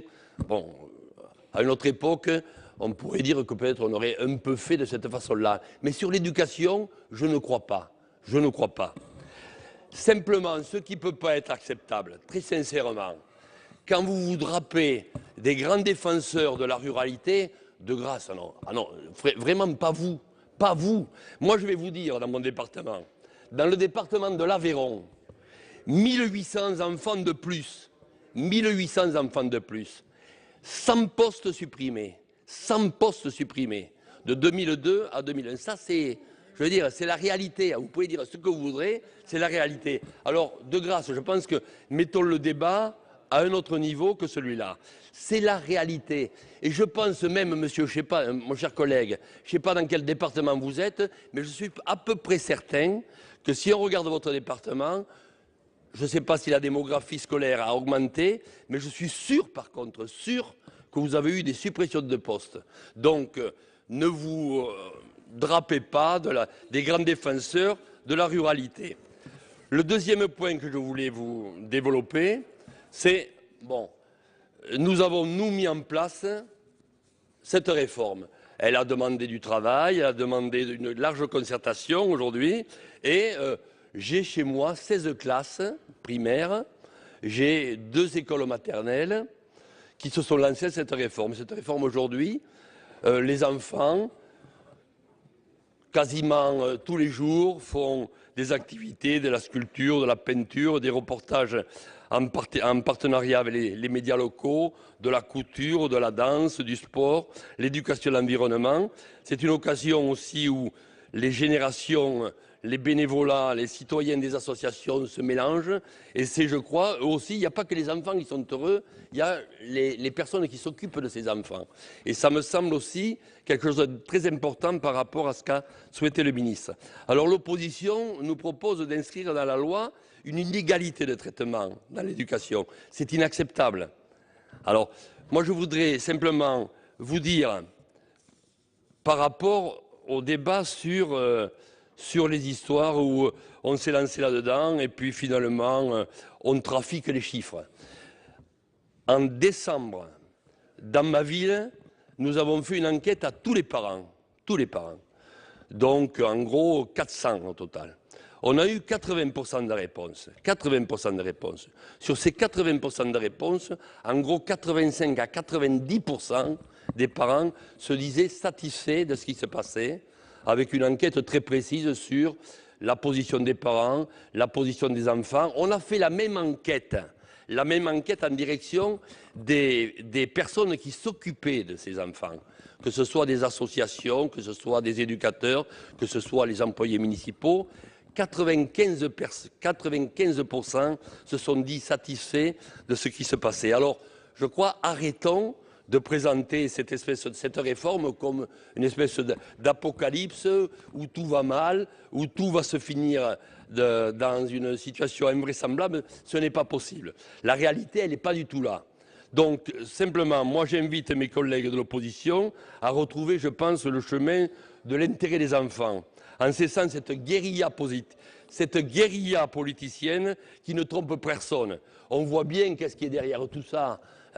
C'est la période électorale, vous n'avez pas grand-chose à dire. Là, vous avez un os et vous vous jetez dessus.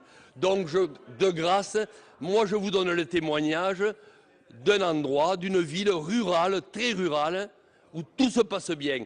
Et je veux ajouter que ceux qui ne se sont pas lancés dans cette réforme, Je le redis, c'est éminemment respectable. Moi, j'en rencontre tous les jours. Je dis, voilà ce qui s'est fait chez moi. Ce n'est pas un exemple, c'est un témoignage. On en tire des enseignements, ils n'en tireront pas des enseignements, mais ils rentreront dans la réforme, parce qu'ils sont républicains. Voilà. Merci, cher collègue. Je passe la parole à David Assouline. Oui, merci Monsieur le Président. Mes chers collègues, j'ai écouté les débats attentivement et je vois bien qu'en fond, on continue à essayer de surfer sur quelque chose qui n'est pas dit, mais qui a été ressenti par tout le monde quand cette réforme a été engagée. Il s'agit, au sens propre du terme, d'une réforme qui change des habitudes qui sont tout à fait quotidiennes. C'est des parents qui doivent changer leur organisation du temps, c'est des écoles, c'est beaucoup d'organisations au niveau des collectivités locales et au plus proche donc de la vie quotidienne. Et vous savez très bien qu'avoir l'audace de modifier cela, c'est forcément, même avec la concertation, ne pas obtenir de consensus, et si on attend le consensus, on ne fait rien. Et ça, vous le savez très bien. Et c'est pour cela que, alors que vous avez fait les mêmes constats quand vous étiez majoritaire dans le pays, alors que le ministre Chatel avait fait le même constat après avoir fait une concertation aussi et une évaluation, qu'on ne pouvait pas continuer avec 4 jours et que le temps qu'il fallait donner aux enfants était un temps pour leur réussite. Eh bien, le fait de décider de modifier les choses, eh bien, ça nécessitait le courage de la réforme. J'entends souvent de votre côté dire que ce pays aurait trop de fonctionnaires, serait embourbré dans des habitudes, dans des pesanteurs, et qu'il fallait de la réforme pour qu'il soit en dynamique et qu'il bouge. Vous le dites souvent quand il faut déréguler le code du travail ou qu'il faut atténuer nos protections sociales. Mais là, concrètement, la réforme, cette audace pour bouger, et ça va perturber beaucoup de choses, mais c'est nécessaire parce que derrière, il y a l'intérêt de l'enfant. Vous avez surfé sur tous les conservatismes possibles, même quand ils sont justifiés, parce que si on bouge, eh bien oui, tout ne va pas être chimiquement pur le lendemain, parce qu'il va falloir, oui, là, expérimenter.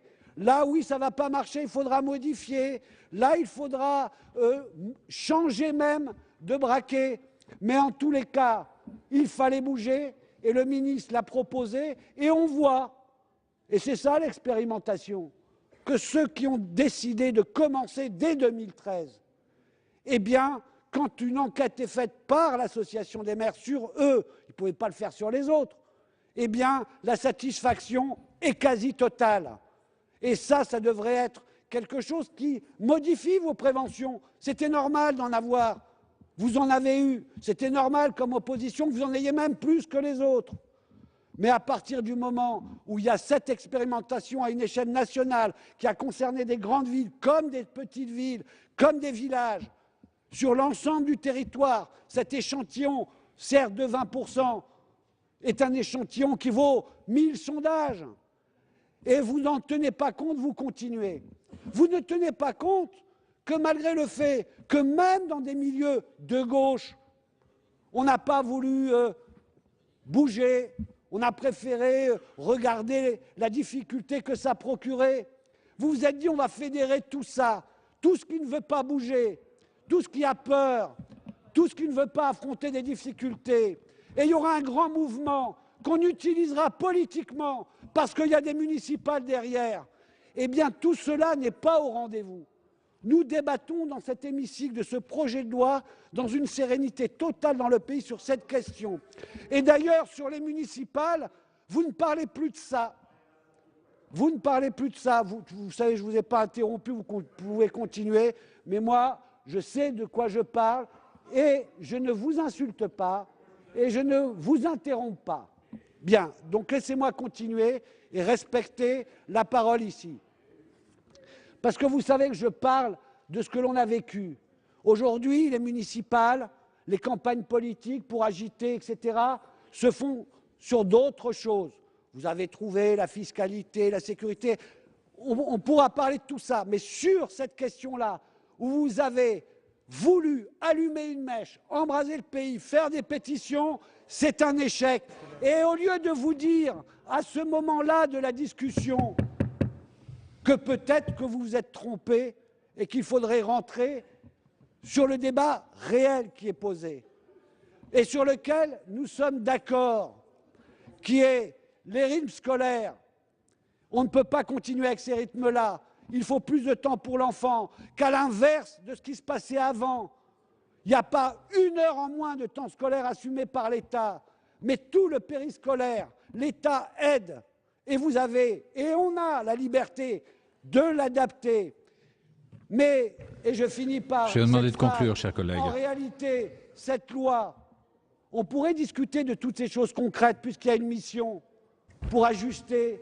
On conclut, on conclut. La réalité, c'est que dans cette loi, ce qui est inacceptable, c'est que, sous couvert de ces difficultés, vous proposez d'arrêter avec le fait que c'est l'éducation nationale et la République, d'un point de vue national, qui a la maîtrise du temps scolaire.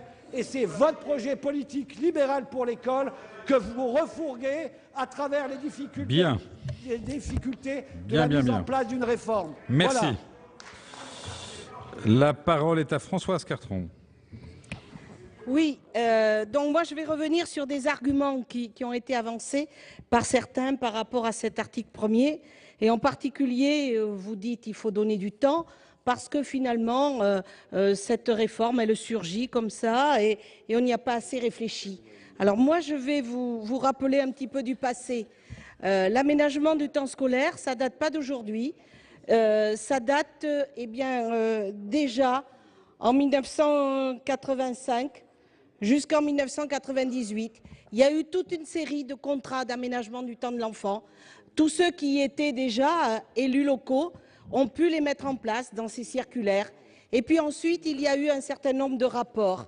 Alors, ces rapports ont tous pointé la nécessité de revenir justement à ces 4 jours et demi. Je le rappelle pour mémoire, en 2001, un rapport de l'IGN, en 2002, en 2009, en 2010, un rapport de la Cour des comptes, en janvier 2010, un rapport de l'Académie de médecine, un rapport également en 2010 de la Commission culturelle de l'Assemblée nationale, en 2011, le rapport de Luc Châtel et enfin en 2012, la concertation menée par Vincent Peillon. Alors, on aurait pu encore attendre, donner du temps. Cela fait 10 ans que l'on réfléchit. Et encore, il faudrait du temps pour passer à l'acte. Eh bien, je crois que ce qu'on nous reproche, justement, beaucoup, les citoyens, c'est sans doute de faire beaucoup de rapports, mais de ne pas en tirer les conclusions. Eh bien, au travers de cette réforme des rythmes, c'est la mise en œuvre et la mise en action de tous ces rapports qui est là, mise réellement au service des enfants. Et puis, vous avez dit qu'il faudrait de l'expérimentation. Mais l'expérimentation, elle a existé. Je pense à ma collègue de Toulouse. À Toulouse, ils ont été pendant des années à 4 jours et demi. Donc, allez tous voir à Toulouse comment ça s'est passé et allez tous voir qu'à Toulouse, ils n'ont pas voulu revenir quand Xavier Darcos a voulu supprimer ce mercredi matin. Donc, l'expérimentation, elle existe. Il n'y avait plus qu'à aller la voir, elle est évaluée et personne ne voulait justement y revenir dessus. Et puis enfin, cessons d'opposer une réforme qui serait pour les grandes villes et pas pour les petites villes. Moi, je peux vous dire que cette réforme, ce qu'elle met en lumière, elle met en lumière la richesse des territoires. Et c'est vrai que dans une petite commune rurale, nous n'aurons pas les mêmes réponses que dans une grande ville urbaine. Et moi, je peux vous témoigner, puisque vous dites nous sommes des élus sur le terrain, moi, je peux vous témoigner de petites communes rurales de Gironde, de 800 habitants, dans la campagne, qui sont à la frontière de la Dordogne, où vous savez, il y a une forte population anglaise qui s'installe. Eh bien, qu'est-ce qu'ils ont fait dans cette petite commune rurale? Ils ont sollicité ces résidents anglais qui viennent donner, dans ces aménagements du temps, des cours d'anglais. Et savez-vous que dans cette commune, il y a une forte, justement, communauté des gens du voyage. Et les enfants les plus assidus au cours d'anglais, ce sont les enfants des gens du voyage.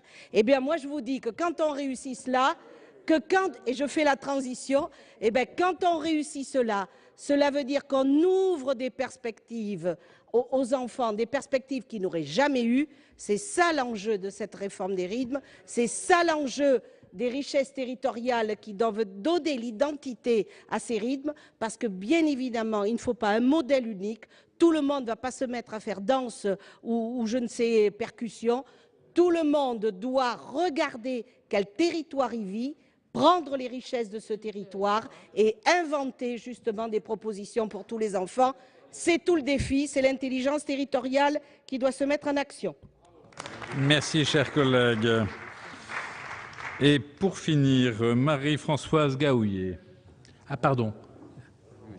Les deux. Non, non, je vous en prie, mais ça ne sera pas pour finir, donc du coup, mais...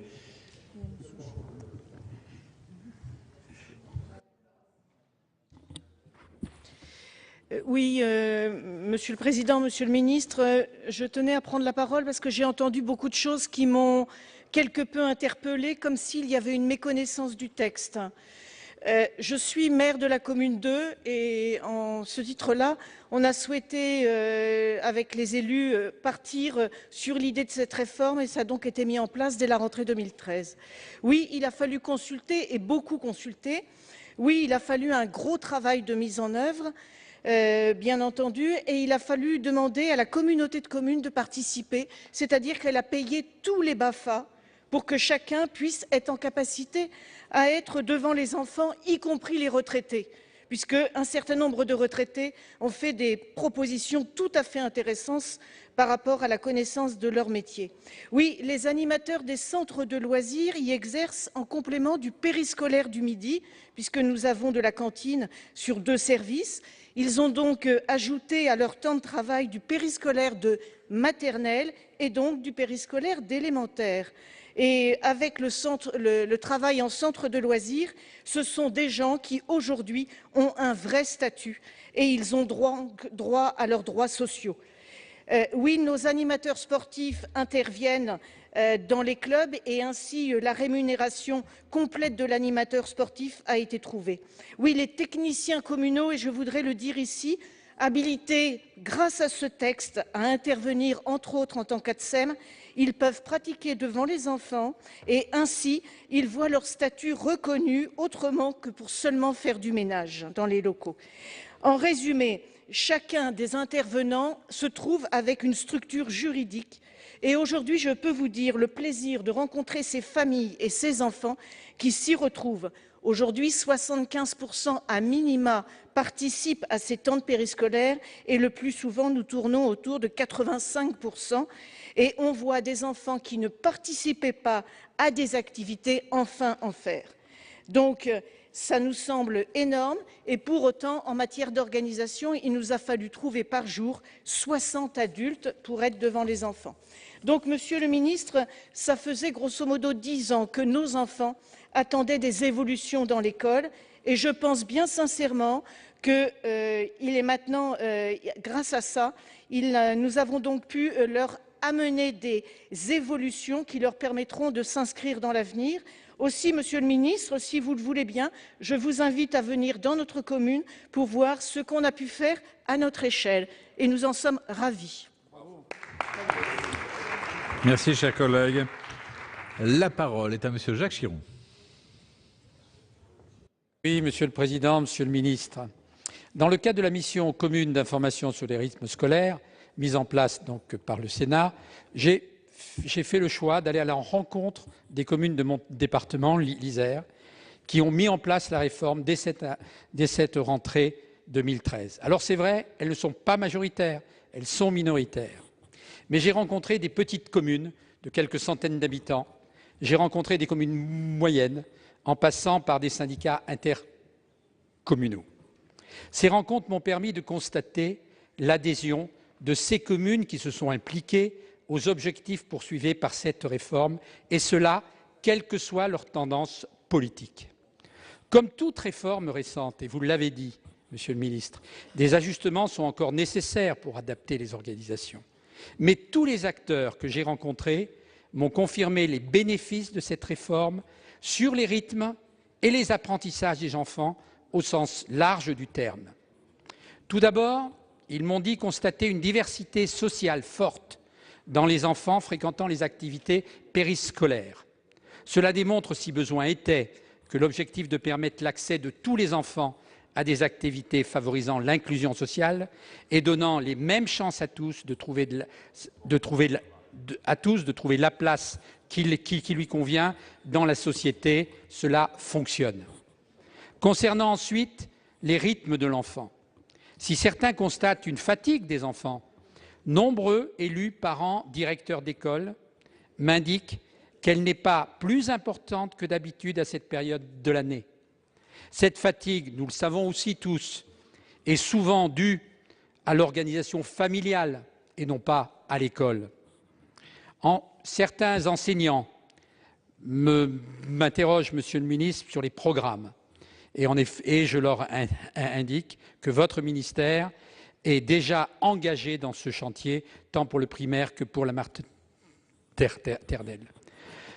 Et donc, chers collègues, contrairement aux idées reçues, et d'après ce que j'ai entendu de la part des élus, des directeurs, des enseignants que j'ai rencontrés, cette nouvelle organisation des rythmes scolaires a d'ores et déjà, en un trimestre, donné des résultats positifs sur les apprentissages des enfants, en comparaison du niveau d'apprentissage constaté à la même époque que l'année précédente. Et c'est pour moi le résultat essentiel, le résultat qui me motive, comme quoi il faut continuer. Et c'est donc pour cette raison essentielle que je rejetterai cet article 1er, car contrairement à vous autres, chers collègues, je considère, comme d'autres l'ont dit, que nos enfants, eux, ne peuvent pas attendre. Merci, chers collègues. Madame la Présidente.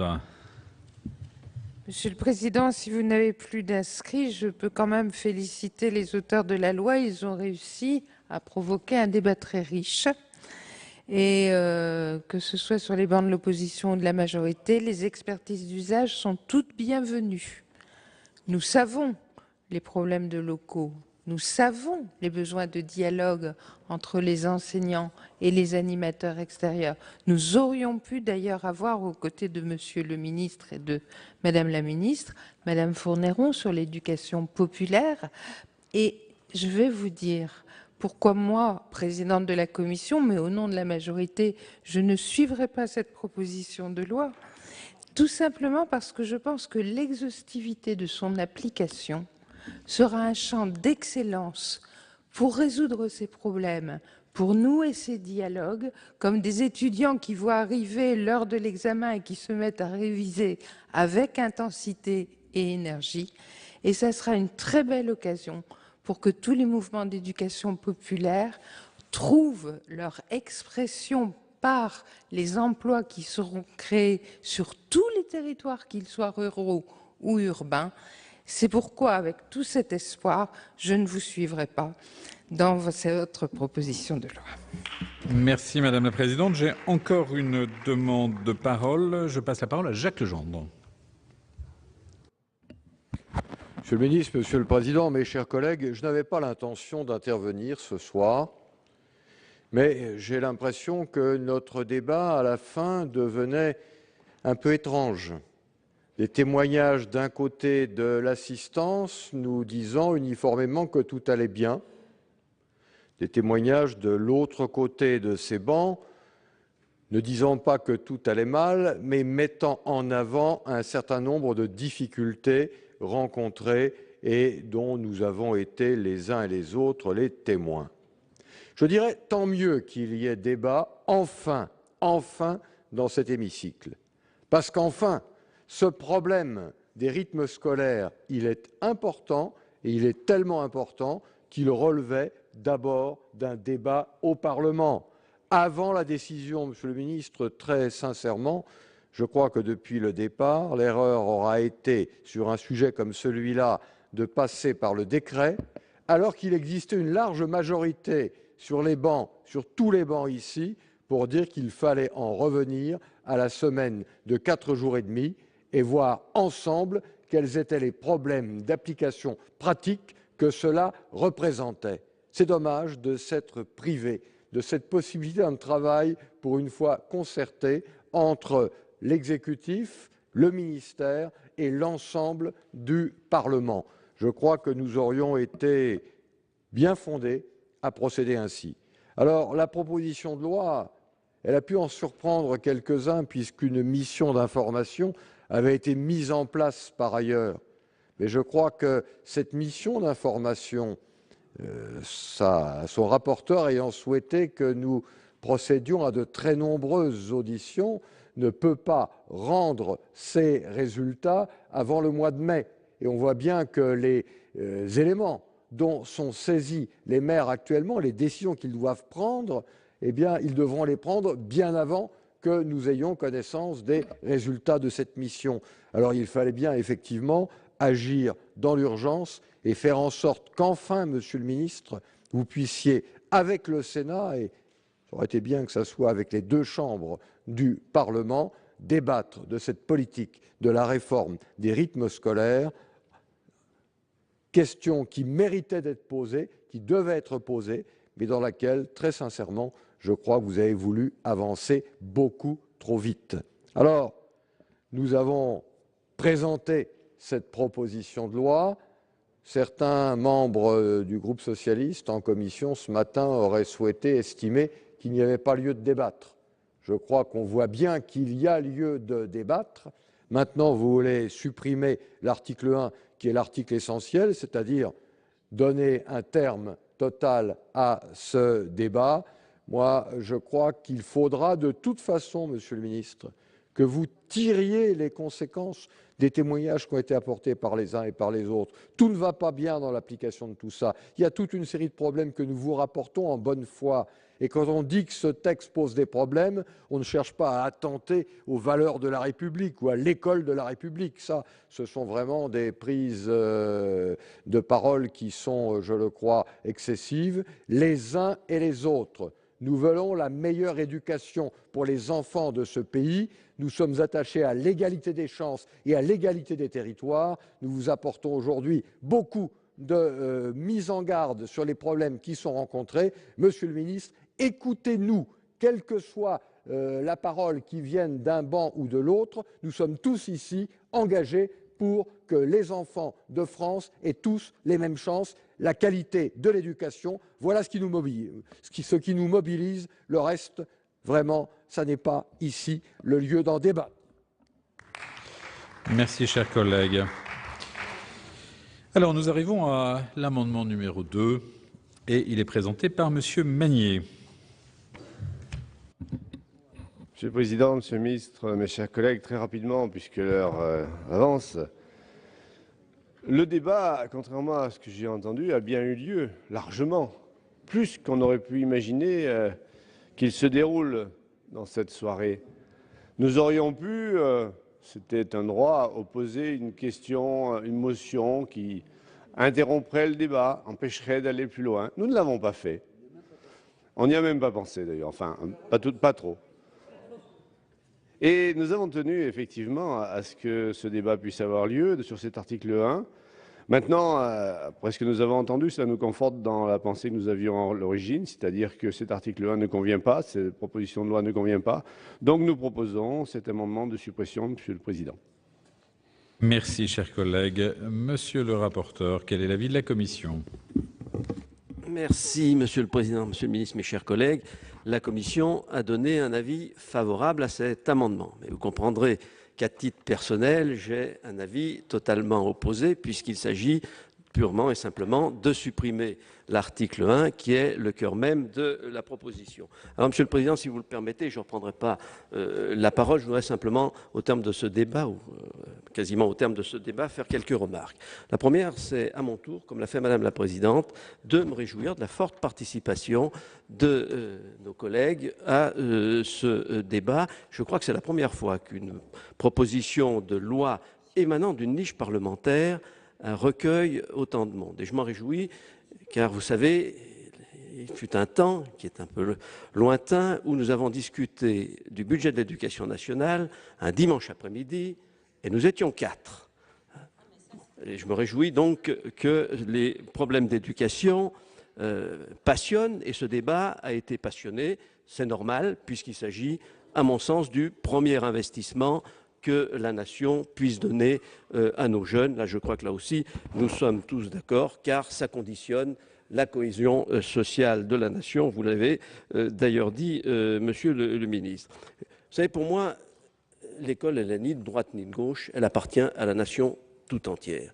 Et je crois qu'il ne faut pas qu'on fasse le procès ou qu'on caricature en disant il y a les bons maires de gauche et les mauvais maires de droite, ou inversement. On voit bien que le problème, il dépasse les clivages. Alors, monsieur le ministre, le président de la République, il y a quelques heures, devant le bureau des assemblées et s'adressant aux parlementaires que nous sommes, nous dit « je vais vous faire une supplique ». Alors moi, monsieur le ministre, je ne me permettrai pas de faire une supplique. Je vais vous faire une demande. Je vais faire une demande, car s'il y a consensus pour dire que les rythmes scolaires ne sont pas suffisamment adaptés, que c'est les rythmes biologiques ou chronobiologiques des enfants et des enseignants qui doivent guider cette réforme, ils ne peuvent pas pour autant être déconnectés d'autres rythmes. Je crois qu'il y a des rythmes dont il faut tenir compte, que ce soit le rythme des familles, que ce soit le rythme des territoires, les rythmes économiques. Et là aussi, les maires l'ont bien compris. Et j'en ai vu aucun, qui m'a dit « je ne veux pas appliquer la réforme. Je ne peux pas l'appliquer. Je ne peux pas l'appliquer. » Et pourquoi? On ne va pas refaire le débat, mais il y a 2 freins essentiels. Un frein financier, ça a été dit, et ça dépasse les bancs de l'UMP ou de la droite. On ne va pas relancer le débat et le faire ce soir. Par contre, il y a un deuxième frein qui est un frein administratif, aussi bien de l'éducation, voire de certaines collectivités. Et on peut peut-être, monsieur le ministre, faire avancer les choses. Je vous fais une proposition. C'est de faire en sorte que le mercredi et le samedi soient sur le même pied d'égalité et que le samedi ne soit plus dérogatoire. Parce qu'il y a, qu'on le veuille ou non, un frein administratif, parce que bon, c'est plus facile quand on ne se complique pas la tâche. Et là, vous pourriez très rapidement faire passer le message, faire une circulaire en disant que le mercredi et le samedi sont sur le même pied d'égalité. Je pense que ça serait propre à faire avancer le problème. Voilà tout simplement ce que je souhaitais dire. Merci, monsieur le rapporteur. Monsieur le ministre, je vais vous demander l'avis du gouvernement. Je suis sûr que vous allez en profiter pour répondre. Donc, quel est l'avis du gouvernement, monsieur le ministre? L'avis est favorable par rapport à l'amendement. Je voudrais très brièvement et par correction vous répondre. Cette affaire de mettre sur le même plan le mercredi et le samedi, c'est ce que j'avais proposé dans la concertation.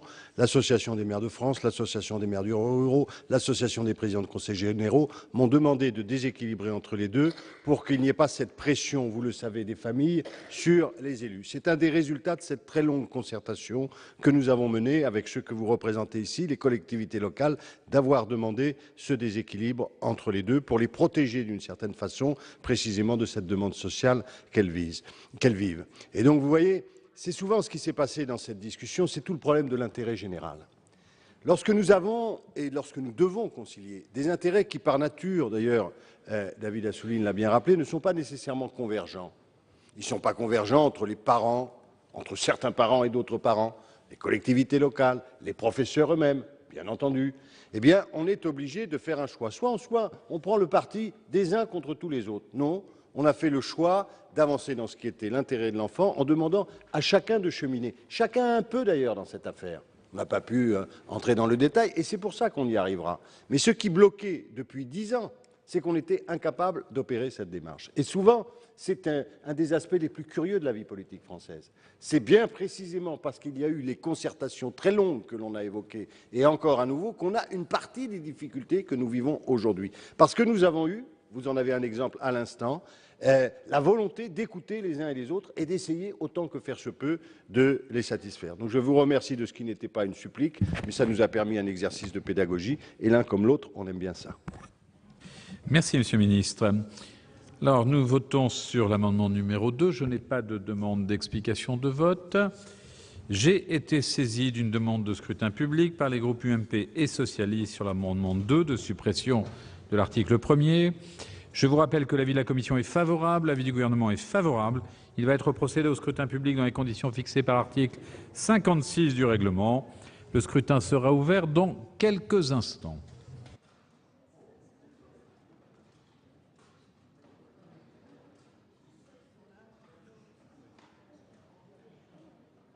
Le scrutin est ouvert.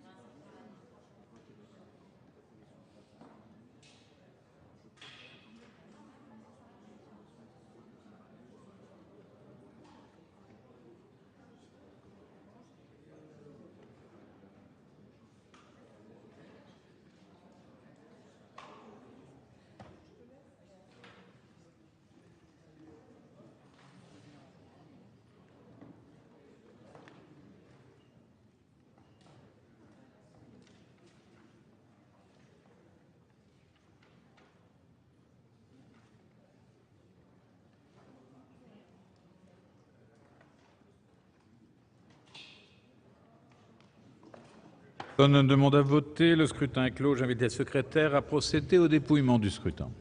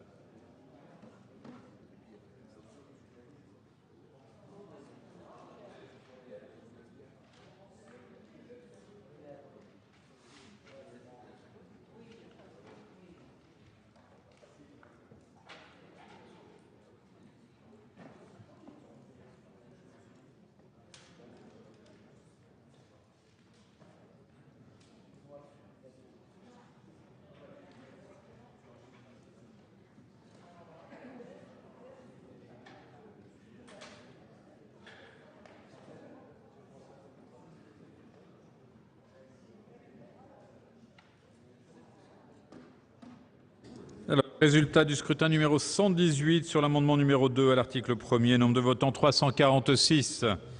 Nombre de suffrages exprimés 344. Pour l'adoption 177 contre 167. Le Sénat a adopté. Nous en arrivons à l'article 2, l'amendement numéro 3. Il est présenté par Monsieur Magnier.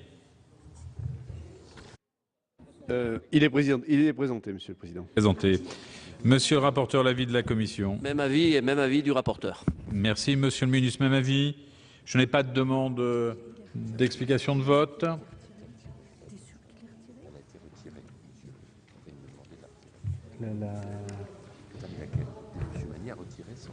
Monsieur.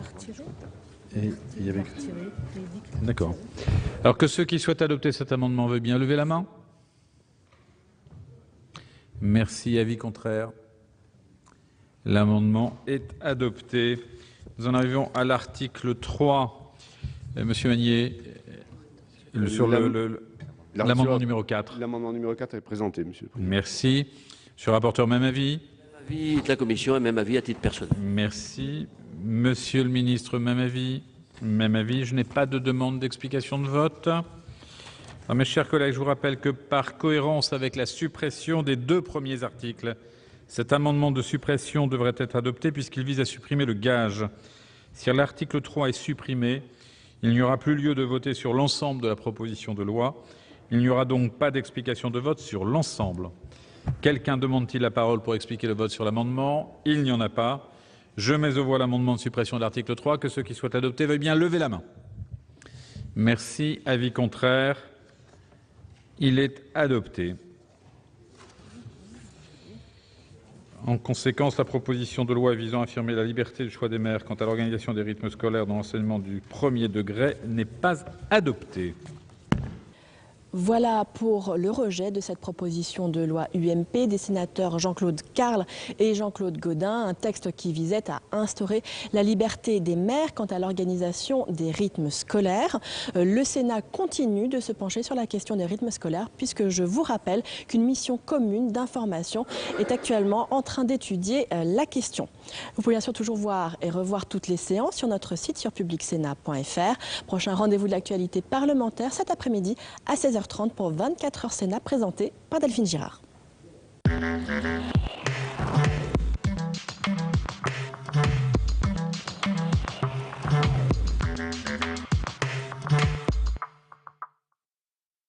Peu connue du grand public, elle pourrait occuper le poste clé et convoité de maire de Paris.